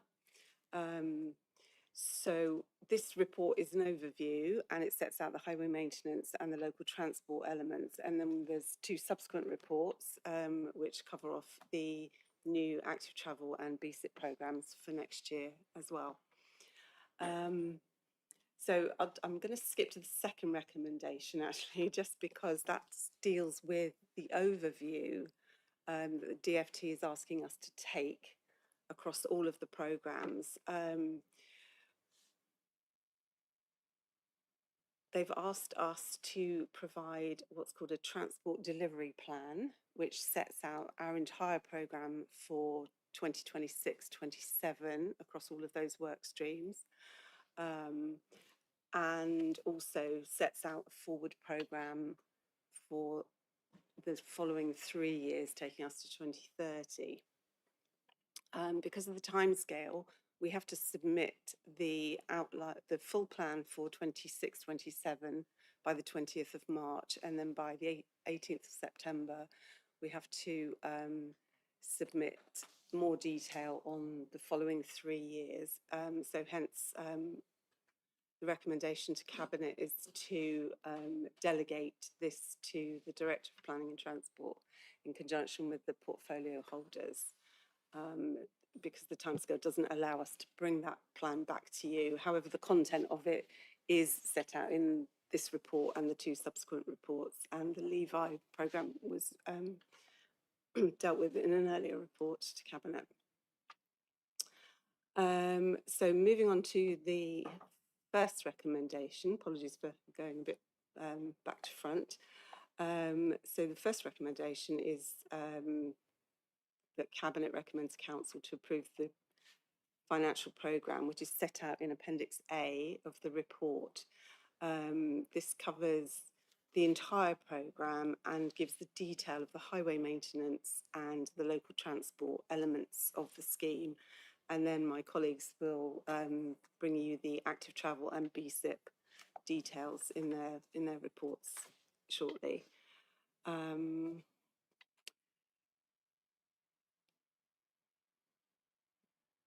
think that's everything I wanted to say. So if anybody's got any questions, be happy to. I would just add, if that's okay, Yes, just that the DfT have asked us to present a detailed plan for 26-27 by the end of March, and they will do a date in March, and they've actually asked for an indicative plan of how we plan to spend the allocations that they've indicated for future years during that same deadline, albeit only at a kind of high level indicative scale. So then what we have to do by September is do a more detailed submission to them. So we're seeking delegation to submit that more detailed plan, which we're trying to obviously develop in collaboration with the cabinet leads. And another point to note is that we obviously bring these programmes to Cabinet on an annual basis, and we will continue to do that. So our plan to the DFT will be indicative until it's been through our Cabinet process in sort of February, March time next year for 27, 28, and then the same for subsequent years.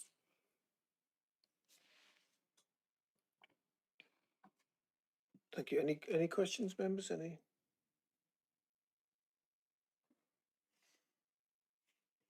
No? Councillor Rice.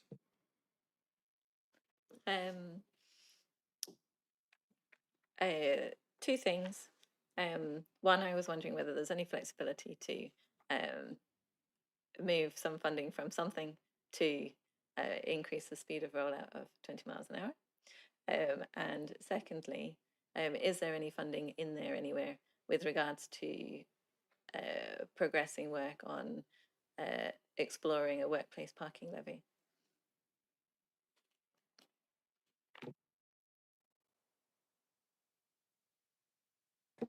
So there is obviously an opportunity to move funding between budget lines on the proposed programme.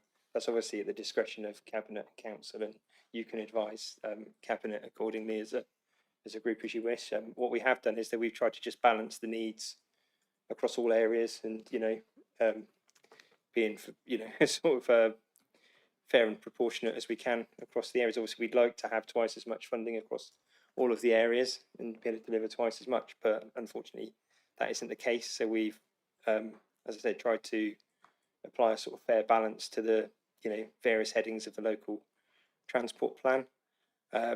Yeah, I mean, what I would say in terms of the safety element is of the sorry, forgive me a second, the £3.7 million that's allocated for the what was traditionally called the integrated transport block. About 1.8 million of that is going on sort of travel safety measures, which of which 20 mile an hour is an element of that.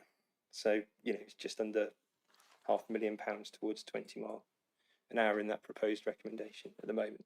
So just moving on to your second point about a workplace parking levy, there is no approval from Cabinet or Council at the moment to progress the workplace parking levy, but it is obviously part of a conversation linked to the emerging local transport plan.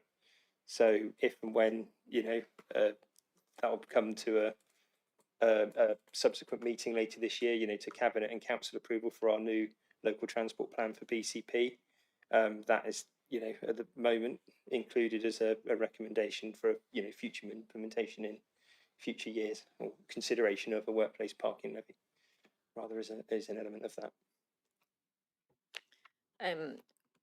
Just before the meeting started, I asked about the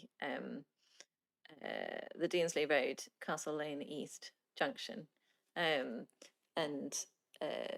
this sort of follows on from a meeting I saw with I think maybe it was an active travel group speaking to the Scottish Parliament and just discussing about the difference between doing sort of dots of improvements or a sort of a massive improvement that affects a significant chunk of the population.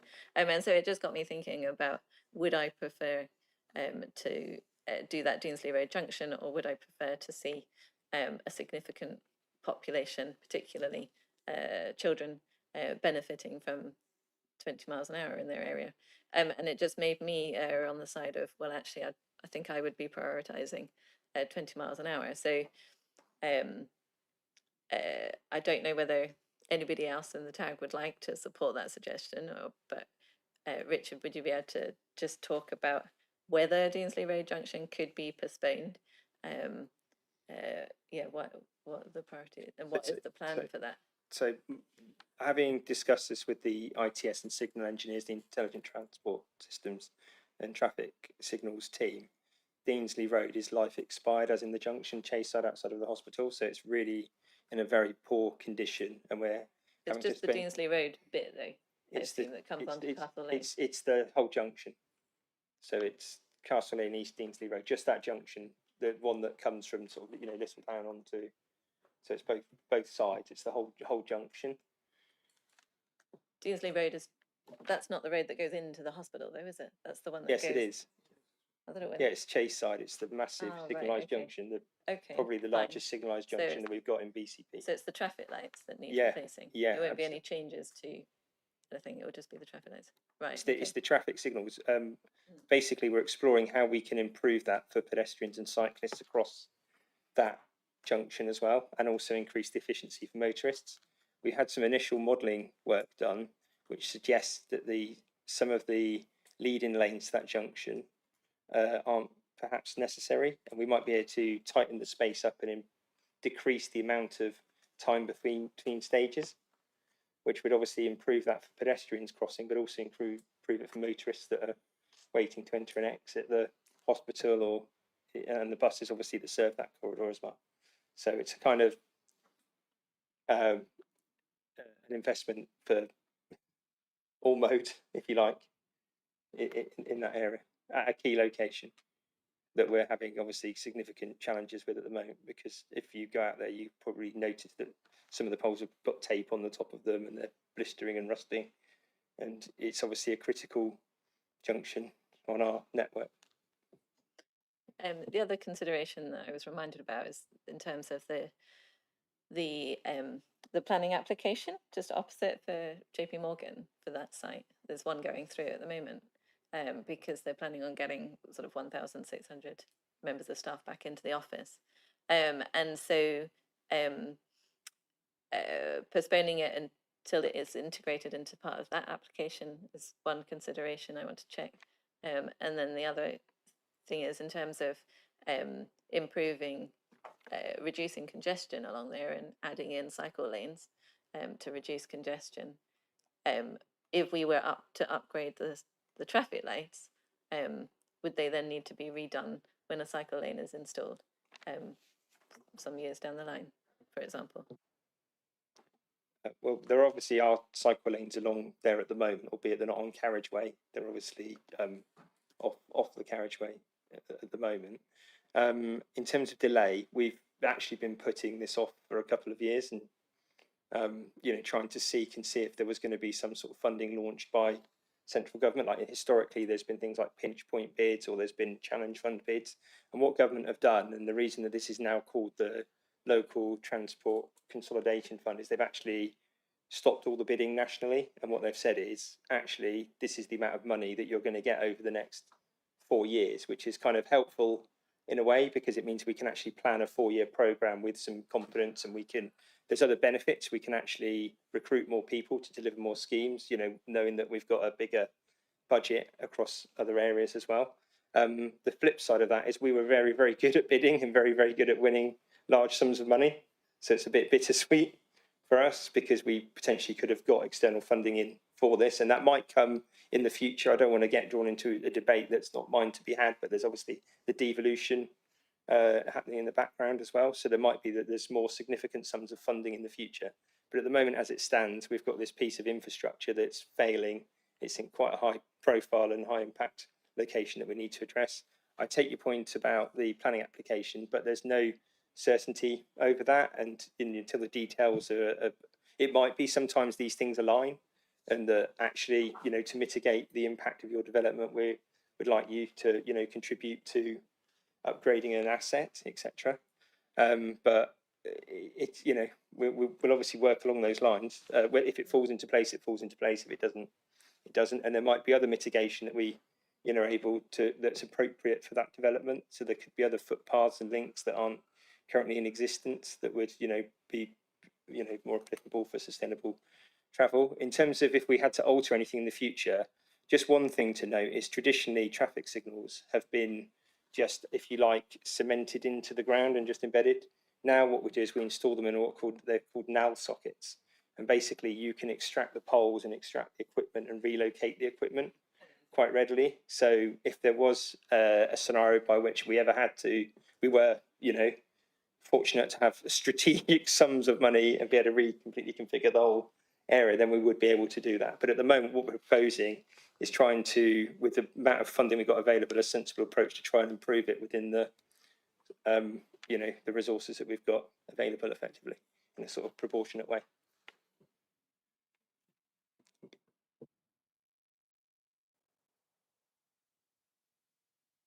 Councillor Trent. Yeah, it's just a quickie one actually, and because there are various categories, and I know that we had an issue where the bus services funding was cut this year, but it actually delivered more because it wasn't, you know, you had to do so much on this, so much on that, so much on the other. And I'm hoping that they do a similar thing with the funding that you know, gets given out for mending potholes, because though I can understand perfectly why, and they've been actually quite efficient at replacing potholes I've been involved in the reporting of recently. They get filled within a few days, but within a few days another one has appeared nearby. So I think if available funding is flexible enough that you can actually do some work, and I did have a site visit with an officer looking at an area where the road surface itself, the method of laying it, was creating a fault which was building up over a period of time. And I think where we've had a lot of potholing in a short area, that we perhaps, you know, ought to look at some way of sealing it to make sure that it sort of, you know, to understand what's causing the problem and do something that may be not exactly strictly filling potholes, but actually prevents them happening next winter. So it's really just a hope that we get a more flexible arrangement, because that does seem to work better if you can do what's necessary rather than what fits what you've been given for a specific purpose, as long as it's in the same area. Yeah, you know. So obviously our teams have that, and if you look at the appendices with the structural maintenance area on it, the sort of orangey brown section, there are sort of the top 3 rows represent that, where there is preventative repairs, and then there's core resurfacing where it's absolutely necessary, where the surface has already deteriorated too much that it's beyond having it sort of sealed. What I would just draw your attention to is on the table under item 15 in the report, you'll notice under highways maintenance, the highways maintenance is set to increase in future years. So in the current year, there's 7.763 million. And next year, it's forecast to increase to 9.144 million. So there's another 1.4-ish million there. And then it's set to increase again and again in those future years. So hopefully we should be able to achieve more in future years. What I would caveat, though, this is all dependent on us achieving, securing the incentive element. So DFT insist on us, being a high performing authority to make sure we get our full allocation, and we are well placed to achieve that. We've achieved that certainly in all the legacy councils. We were at the highest level before we, joined and became LGI. That's a long time ago now, but we're very au fait with that, and very confident that we're going to achieve that highest level and secure all the funding that's available to us. Yeah, thanks. Councillor Hadley, you wanted to. Thank you, Chair. Yes, Richard's partly answered that, but it's actually gets passed across to the environment team, so it's not within Richard's area to have to worry about that beyond allocating the top line there, the 1.5 million across to the environment team. So the responsive maintenance, so the filling of potholes and other repairs on the highway, is revenue, and there's 2 million for that.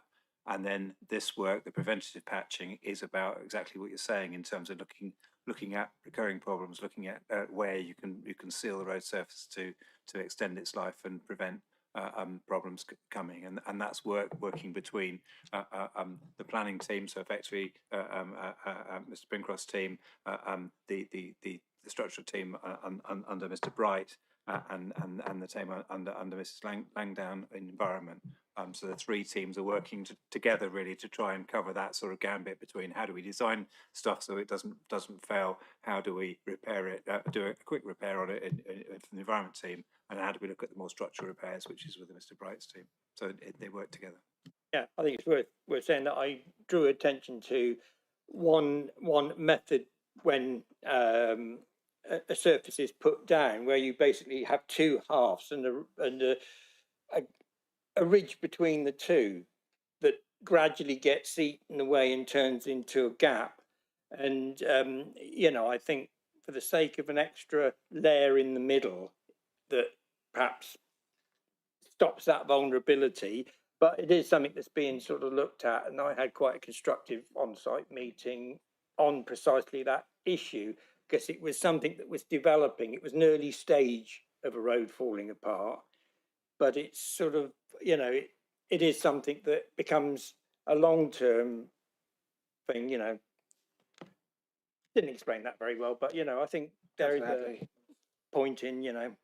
Yeah, Chair, if I may, through you, the team are experimenting with different services. So certainly when we did the Christchurch bypass, there was a flow that went right across the carriageway, so you don't get those seams, and that's part of the challenge. If you lay the road in two halves, one of our real problems is when we are doing roadworks, inevitably we're trying to keep the traffic flowing as well. And so closing half the road, doing that half, then going across and doing the other half is partly a consequence of not closing the whole road and doing it in one hit, which is what we had to do on the Christchurch bypass, and why that was so disruptive to the network in that area. But they are experimenting with different services and keeping an eye on developments that are happening nationally. We've also had some challenges around supply of materials, and some of the materials have been substandard. So again, as Mr. Pearson was highlighting, we hold the contractors to account as we can to make sure that those things are made good. Thank you. Councillor Rice. Yeah, very quickly, can you tell me what the local transport grant resource fund is? 375,000. That's a revenue element, which we had for the first time this year, which enables us to spend on revenue type activities. So that would include things like resourcing up the team, paying for expertise in order to develop the programmes, paying for staff time, that type of thing. And we don't have any more. Will there be more detail on that? That's quite.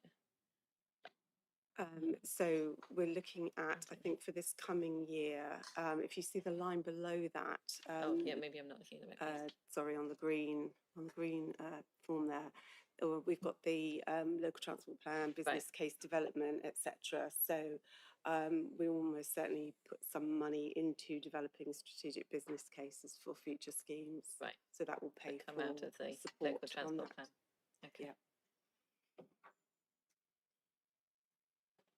Just to add, if you can imagine, I would say we've had, well, this represents a big step and an increase in funding. Obviously, we're trying to deliver the same amount of, trying to deliver more schemes and more schemes effectively, and invest more funding in the right places. Obviously, we need more increased resource to do that. And obviously DFT have recognised that, and they've provided a local transport grant resource fund so that we can hopefully increase the amount of capacity that we have.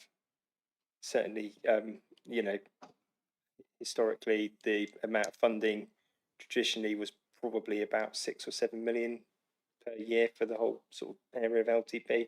And as you can see, it's just massively increased when you think about the local authority bus grants, which we've not come on to yet, and the active travel fund grants as well.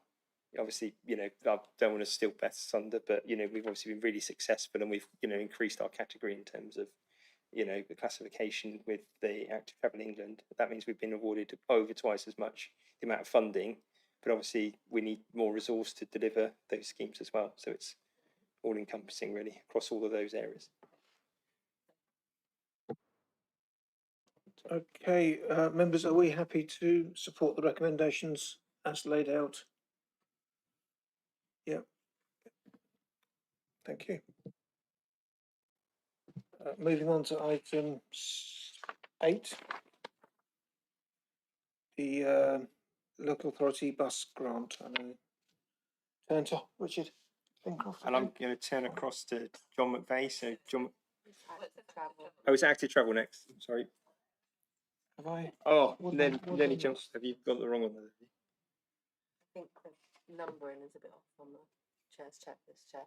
Oh, is it? Yeah. Okay, so we've got the Active Travel Fund 2627 by Beth Barkerstock. Thank you, Beth. Good afternoon, everyone. I'm Beth Barkerstock. I'm Sustainable Travel Team Leader and responsible for active travel. So I've just got a very, very few slides for you, mainly so you can look at those rather than looking at my face. If I can move it on. There's a delay in the... Strange. Right, there we go. So as Richard alluded to, we've been really successful over the last year. Active Travel England are a government agency, part of the Department for Transport, and one of the things they are in charge of is assigning local authorities a capability rating. So that's how capable an authority is in terms of delivering schemes and delivering high quality schemes. Those capability ratings are from level 0 to level 4. At present, there are no level 4 authorities in the country.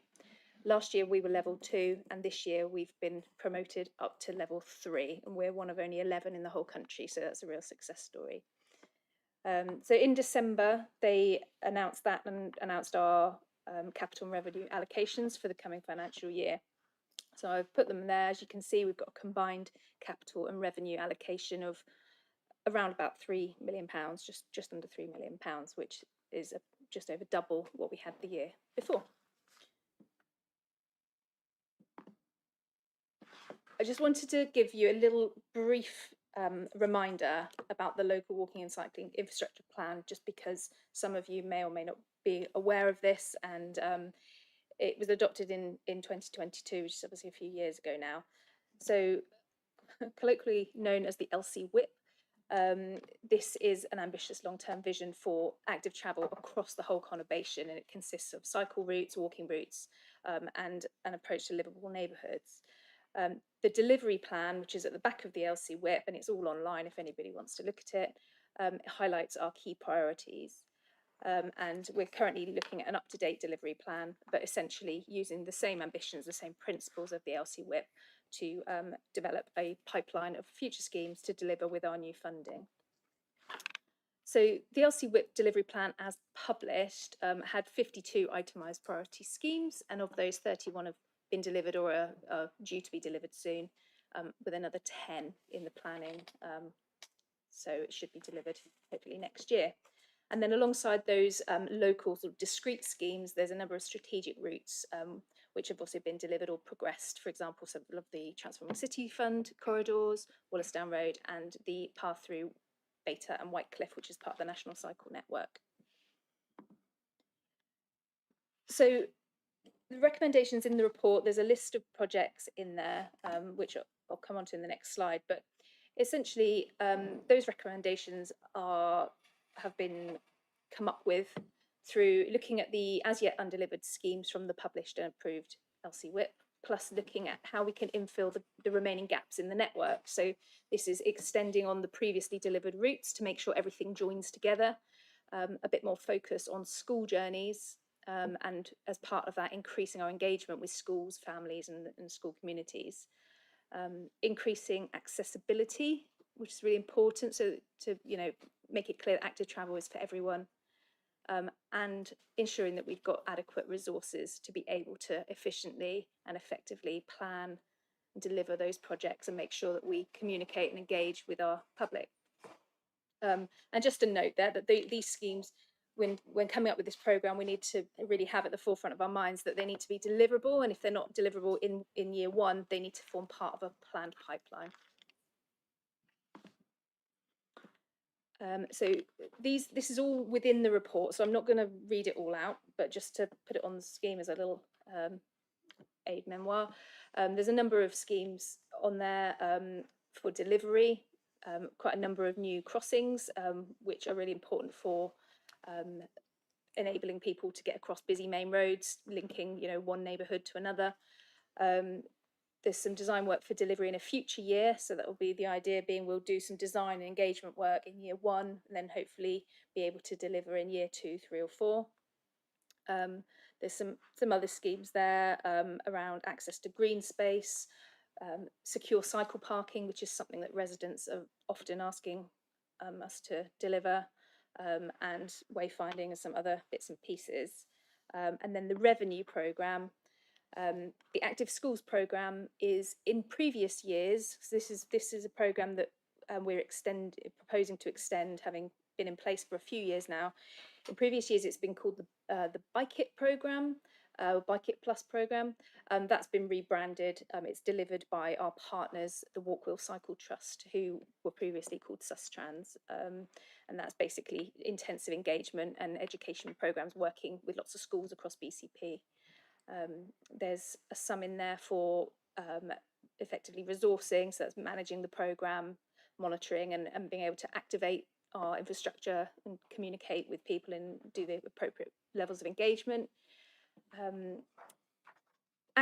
Safe active school journeys. I'm really excited about the prospect of this project. It's working with 3 either schools or clusters of schools where we have large numbers of pupils that are travelling to school, and it's about taking a really holistic approach, engaging with the children, engaging with the school communities, and really identifying what their key barriers are and how we can best design some improvements to help them be able to travel to school independently.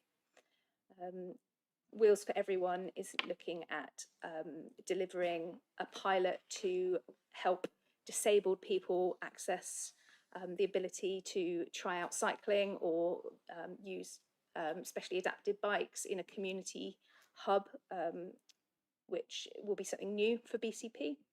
And then we've got a number of other bits and pieces to finish off the revenue programme. I think that's it. So if anyone's got any questions or queries about any of those things, I'm happy to answer them. Councillor Trent. Yeah, is this a 1 year or a 3-year plan? So everything that was just on the screen, that's for the first year. So we've been allocated approximately just under £3 million in total, split across capital and revenue. That's for 1 year, but we've been told that we've got that same amount of money for 3 years for revenue and 4 years for capital. So overall, I think that comes to a total of just over £11 million over the 4 years. So what I've just presented is our proposals for delivery in year 1, and then obviously we'll be coming back with schemes for years 2, 3 and 4 as well. Yeah, because the question, you're going to know what it is because of the seminar, I raised it at the seminar, but the missing link in the Wallasdown Road scheme is the bit between Bryant Road and Talbot Drive. And I know it's difficult. In fact, it's a nightmare waiting to be sort of experienced by someone.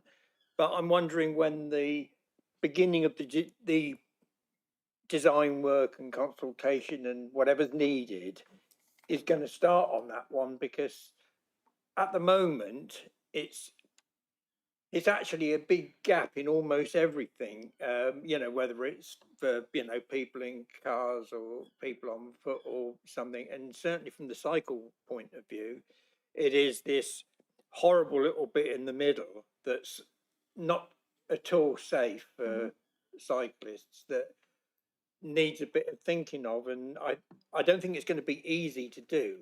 You know, it's going to involve a lot of research and consultation and so on, but I'm actually wondering at what point that is in the programme. And I'm looking at design work for delivery in a future year, and I would have thought that that is maybe the one before design work, whether it should actually be on the list, because it is a gap. You're quite right that it is a gap in the Wallasdown Road corridor. And any walking or cycling route is only as good as its weakest link. And until you've bridged every weak link, you're not going to really sort of see the results of your work. The reason it's not on the list for a future year is that we had some of so the current year, so 25-26, we had some funding to develop a scheme there. That was approved by Cabinet last year, and that work has been going on in the background.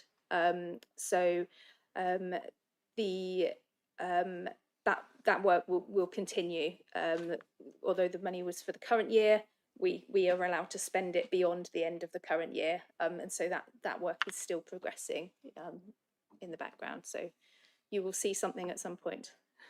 It's one thing from a ward councillor point of view. I'd actually be very keen to know exactly what the thinking is on that one, because it is a nightmare. I've seen lots of attempts in past years to improve various aspects of that little bit of Wallasdown Road, and not actually seen anything. In fact, I think I even, with the help of some residents back in the 1980s, drew up a plan in that area. Someone even got round to sort of mapping it out. I think I've got it rolled up on top of a wardrobe at the moment. But it is an area of interest to me to get right, although I think it's a nightmare, because whatever you do is going to get a lot of criticism from a lot of people, because you're not going to do something which is going to be keeping everyone happy. But actually being forewarned is to be forearmed on things like yeah, absolutely. And as always, we'll do the appropriate amount of engagement with yourselves and you know, with the public in due course once we've got something suitable for sharing. Councillor Harris.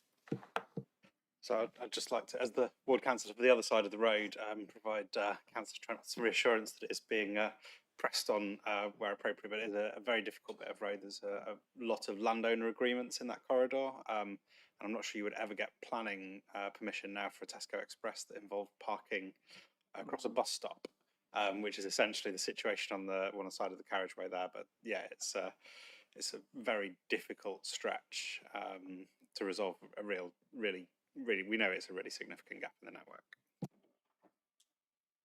Councillor Rice. Yes, really excited to hear about all of these plans. I was just looking at the specific capital allocation for delivery Pool Park to Broadstone Way route phase 1 of 3, Pool Park Causeway. So maybe it's not relevant to that bit, but I think there was a second phase to it somewhere further along in the paper. I'm just wondering whether that links, whether Tatnam Road is part of that, just from a ward councillor point of view in terms of child safety to Oakdale School, and the Pool High School being part of the Safer Schools routes, whether that includes reinstalling the modal filter on Tatnam Road that had been very successful. Right, well, I wouldn't like to prejudge any particular sort of outcomes of any work that needs to go on there, but does it go along Tatnam Road? Yeah, so the Pool Park to Broadstone Way route is essentially the route from Pool Park up Birds Hill Road, Garland Road, Tatnam Road down to Sturt. And we've just split it into phases just to make it more deliverable. But yeah, the first part would be within Pool Park itself. We've got a crossing over Parkstone Road at the bottom of Birds Hill in this current year's programme that should be delivered quite soon. And then beyond that, it will be a feasibility study to kind of assess the options and possibilities for the remainder of that route. And yeah, we'll be engaging with people in due course. Councillor Canavan. Yeah, it's just a very niche question, really. There's an item on here that says secure in the revenue allocation, secure cycle parking in town / district centres operating costs. And I'm just wondering what that means and what that's for. The reason for asking the question is because currently we're looking at Boscombe to see if we can use some SIL money to identify secure cycle parking for local people. So I'm just wondering how that fits, really. Thank you. Okay, so the idea with the secure cycle parking is that it will be operated using an app. So people register onto an app, and that's how they do their registration to make sure that we know who's using the cycle parking, make a small payment, and then access the secure unit. We haven't got a firm idea yet about where that's going to go or what the supplier will be, so it'll need to be a procurement process. but the capital element of that is to pay for the installation. The revenue element, the operating costs, effectively is to cover the costs to run and maintain the app, and all the sort of back office stuff behind that in terms of registrations, and to make sure that these facilities are kept clean and serviceable, you know, throughout their life. So it's just a small amount to cover the maintenance of those elements. Yeah, sorry, I'm probably being quite dim. So the £90,000. Yeah. Are you saying that you don't yet know where those centres are going to be? We've got a cycle parking strategy, which has identified lots of areas across BCP that require secure cycle parking, that we know because they're key destinations, district centres, common places that people have requested the secure cycle parking. But that capital allocation of £90,000 won't be enough to do all of them at once. So we need to prioritise that and work out the specific areas, because obviously if somebody said, oh, we really need some in Boscombe Precinct, for example, we've then got to identify the exact location of where those need to go. Does that make sense? Yeah, yeah. I guess I'm sneakily asking. I don't want to spend still money if you're going to pay. Oh, I see. Pay for money. Well, I mean, we'll have to go through that process, but it may well be. I mean, 90,000, as I say, is not a huge sum of money to roll something out across the whole conurbation and make sure it's everywhere that's needed. So it may be that we could, you know, combine some SIL money with this capital funding to actually make it, you know, spread it a bit further. Yeah. Sadly. Thank you. Yeah, I was going to say something very much along those lines. So obviously, some considerable time ago now, I don't remember exactly how long ago it was, we had some pods under the flyover in Poole, and they were used for all sorts of reasons. People padlocked them and stored luggage in them, or various other activities went on them, which I won't go into the detail of. But they had to go. And so having ones that are remotely locked and controllable is the modern way. We have a shop that has been converted into a cycle store in the Dolphin Centre. That is run by a company on our behalf, and it was a partnership as part of Transform and Travel to do that, to provide secure cycle parking in a location. If you've got an ambition to do something significant in Boscombe, I think it would be great to combine the two, to probably do more in Boscombe than we might be able to achieve elsewhere. I'm really keen we get some secure parking across lots of district centres around the area, so it isn't just all about Bournemouth Centre or Christchurch or, you know, the usual suspects. But very keen that conversation goes on, that effectively, you know, we use a common app so that people can go to multiple destinations and they're familiar and they've got that one app on their phone. So we go through a procurement process. But ideally, if you've got SIL money and it could bolster the fund, then you could get a more deluxe version than we might be able to do elsewhere, probably in terms of size capacity rather than anything else. You know, that we could roll out more capacity there than we might be able to do to test out how they get used in other locations around BCP. Yeah, that's just a pitch for Boscombe, Andy. You know me well enough by now, but so the area that we're exploring is around St Corpus Christi Church.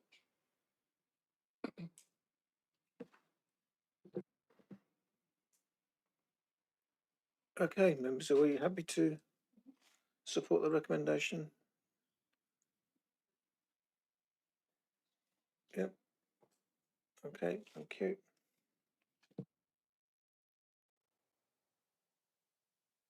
Moving on to the next item, which is item 9, which is the local authority bus grant.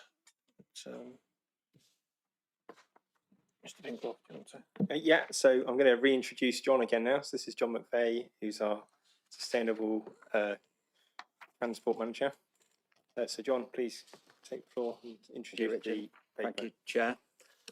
So, yes, this is the local area bus grant, LABG. This report asks Cabinet to recommend Council acceptance of next year's local authority bus grant funding from the Department for Transport. It also recommends delivery of the bus service improvement plan funded by this grant be delegated to the Director of Planning and Transport in consultation with the portfolio holder for climate mitigation, energy and environment. The allocation for 2026-27 is 5.64 million, comprising just over £3 million capital funding and 2.6 million revenue funding. It's actually a multi-year allocation, which really supports forward planning, as mentioned previously. So the council will receive a similar but slightly inflated amount in 2027-28 and 2028-29. Members may recall the original bus service improvement plan funding allocation back in 2022 of £8.9 million. That was a 3-year allocation and was followed by an allocation of just over £6 million for the current year. The delivery of the bus service improvement plan to date has been delegated to the Director for Planning and Transport in consultation with the portfolio holder. However, the bus operators are also very much involved in the programme through the Enhanced Partnership Board. The Department for Transport needs to be satisfied that the BCP delivery programme is in accordance with the grant conditions and addresses the objectives set out in the National Bus Strategy. And Appendix 1 of the report sets out the good progress to date delivering the capital schemes and the revenue funding initiatives since the first funding in 2022. Appendix 2 of the report sets out the proposed BCP delivery programme for 26-27, and there are 12 capital funded schemes or proposals, which are to speed up buses by giving them more priority, to support passenger boarding access to buses at bus stops, and to improve passenger waiting and interchange facilities at bus stops and at the bus stations. There are 9 revenue funded proposals, and the biggest of these is providing socially necessary bus services, which is just over £1 million. And we're fortunate that the DfT has permitted use of the local authority bus grant for this purpose on the basis that a comprehensive review was undertaken of the subsidised bus network, and that's recently been through Cabinet and Council. So that has resulted in a more efficient network being introduced, and that will come in from the next timetable change in May for the summer timetable. It's also proposed to use the revenue element of the grant to enhance the frequency of services to promote increased patronage and move them more closer to commercial status. So essentially pump priming those services to for them to be commercially operated without the need for subsidy. This includes continuing to support services previously enhanced with bus grant funding, such as the 13 and the 18 and the night buses, as well as improving other routes. The very successful impact of the transport safety officers to prevent antisocial behaviour will be continued in 26-27, and passengers will be further supported by improved cleanliness of Poole bus station and hopefully the reopening of the toilets, which were closed a number of years ago. BCP Council will continue to take part in the Transport Focus Survey, which is now an expectation from DfT. We're strongly encouraged to do that. We propose to continue with the successful fares initiatives supporting, or fare initiative supporting young people at the weekends, and also the initiative supporting commuters through the Commuter Club, and discounted travel for all passengers via the Moorbus app. But we're also proposing a trial to enable holders of disabled persons concessionary bus passes to travel without the current 9:30 time restriction, and that would be for the payment of just £1. And this is to support access to employment, training, education and voluntary opportunities. As well as supporting delivery of the bus service improvement plan, which is in accordance with the National Bus Strategy, these proposals are aligned with the Council's corporate strategy and the Climate and Ecological Emergency Action Plan. So members are asked to consider the recommendations to Cabinet as set out in the report and to offer any comments, suggestions, or ask any questions regarding what is proposed. Thank you, Chairman. Thank you. Members, any questions for Mr. V. Councillor Just a comment really that I'm glad that sort of looking into offering the opportunity for those with disabilities to use the bus before 9:30 would be very useful, very productive, because you know, getting around is a barrier to employment, and if they can sort of, you know, get around more easily and more affordably, then I think that may get a few more people into work, because we got this balmy situation in this country where we've got rising unemployment, but job vacancies that just aren't getting filled. And, you know, sort of the, you know, if we can do something from the public transport point of view to help that, then that's great. But no, I think this is good. I think we continue to be one of the better performing areas in the country, and we must be getting something right, because bus patronage has been sort of going up year on year for quite a long time. And you know, I think the more we can sort of do for a wider range of people, the better. So I welcome it. Thank you. I certainly agree. Hoping the twirlies to use the buses earlier would be good. Councillor Gannon. Yeah, I absolutely agree with that. It would be amazing to be able to do that. I'm just curious as to who makes the decision about the toilets. Obviously the reopening of the toilets at Poolborough Station would be quite a good idea. But again, with my Boscombe hat on, it would be good to open those toilets at Boscombe Bus Station too.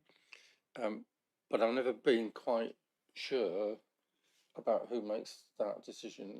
I know certainly in Boscombe the police have had some say in it, but I'm not sure where the tilt factor is. You know, who says, right, we can open them and, you know, overcome the problems of. Chairman, as far as Poolborough Station is concerned, my understanding is, and I've got Nick to help me here, who's been working on it directly. My understanding is that the closure of the toilets on the bus station was a financial issue. So if funding can be found to reopen and operate those toilets, then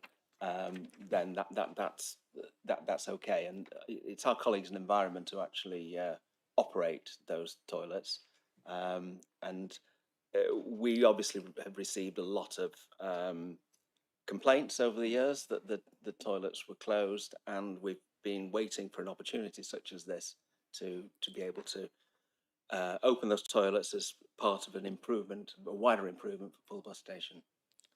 Am I correct, Nick? Yes, so I'm Nick Phillips, I'm project managing the BCP, and we've reopening the toilets in Poolborough Station has been a long-standing passenger request. Yeah.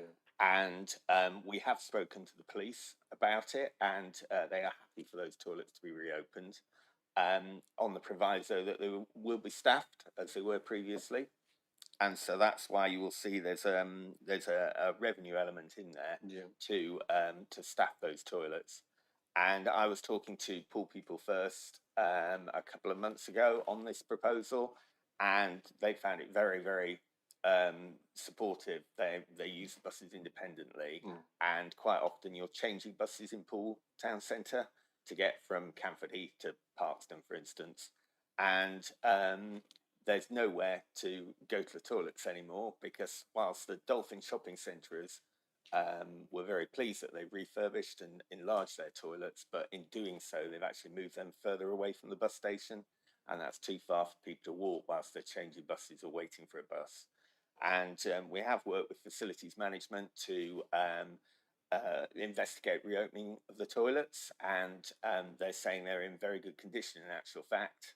And it's just a minor cleanup, and obviously they would be charged 20 pence is what we're anticipating that the fee would be levied, and so it's all quite deliverable. And there's also baby change facilities available there, which again would be appreciated by the by bus passengers.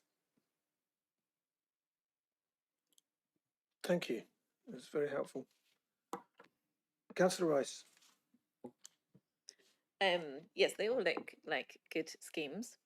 I would just like, I seem to remember doing this last year, but just raising the issue of children's transport to school, in terms of the children that use buses to get ordinary public transport to get to school. And the issue, I know for one resident, in terms of being able to afford a weekly bus pass or a 90-day bus pass, which is available, but they don't have the cash up front to be able to afford that. So they're on low incomes, but they're paying the highest price for bus fares. So the bus companies are making the most money out of people that ideally they shouldn't be making the most money out of. So just in terms of working up something for next year, or going forwards, to just really highlight that as an issue. I've experienced going to, it is a city in Barcelona, like it's everybody, there isn't a significant difference between paying for a ticket on the day or paying for a group of tickets. And it is, I'm sure, an issue within the UK, and it affects particular groups in society that are more vulnerable. So, for example, having a mental health issue, you can't plan your weeks and months in terms of reliably, in terms of, so then you're buying more individual day tickets, and so you're impacted. Like this type of ticketing method impacts unfairly on people in society. So it's just to raise that really, particularly for children, because it's very expensive as well to get to school by bus within BCP. Yeah, thank you, Chair. If I may respond, we are aware of the costs of travel for school children, and as part of the BCP programme last year, we did introduce an app-based ticket that gave a reduced price on the network for children, and that's been very well received, and we've had significant sales of that, which is a good start. We've also improved the Zone A ticket area, which previously excluded the Merley and Highcliffe areas of BCP. So we've now combined that, so the Zone A covers the whole of BCP, giving equitable ticket prices for all of our residents, which is excellent news. We definitely hear what you're saying about the overall costs of travel to school tickets. As you're aware, the bus company will quite rightly state that this is because these are peak hour journeys, and it's at that point where they're having to put additional vehicles on with additional drivers to cover that peak hour demand to schools at that time.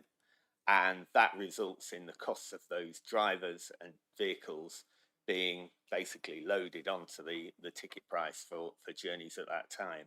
However, we will continue to work with the bus operators. We have quarterly enhanced partnership working group and quarterly board meetings where we will take that forward as an action point. And we've actually had also success with them, in that you'll be aware of the secondary schools and first schools that are moving away from children having mobile phones. And we're delighted that Moorbus have now come up with a solution to that, which is basically the reintroduction of their smart card, and that is at cost to them as an operator. But we're delighted that working in partnership with us, they've found a solution to that, and that will be delivered very shortly. Yeah, I did see that, and that is very good. Yes. I don't know, one comment, I suppose the commuter club £1 ticket, they're people travelling at peak times and we're subsidising them. So yes, it's just a balance, isn't it? Yes. But you've got my point, that's fine. Yes, what I would say about the commuter club is that's solely targeted at businesses, to engage businesses. And we've had considerable success, in actual fact, of engaging over 50 businesses in the BCP area who've then paid a fee and to enable their employees to travel for £1 per journey for the first 100 journeys. And that's been incredibly well received. We've had over 60,000 journeys on that, which has been an excellent result. And in actual fact, the Department of Transport has included that in their best practice guidance for the BCP schemes going forward. So yeah, that's been a good news story. What is the fee that business needs to pay, roughly? It's incremental based on whether they're an SME or a large business. I can send you the details if you like. Yeah. Okay, thank you. I've just got one comment on there, which I noticed the Alma Road is due to have a look at the parking arrangements, and of course, I'm sure every consideration will be given to the Linwood School along that road. But yeah, anyone else have any comments, or are we happy to approve the recommendations as they stand for Cabinet to look at? Thank you. Now, I believe, if I'm correct, that was the last item.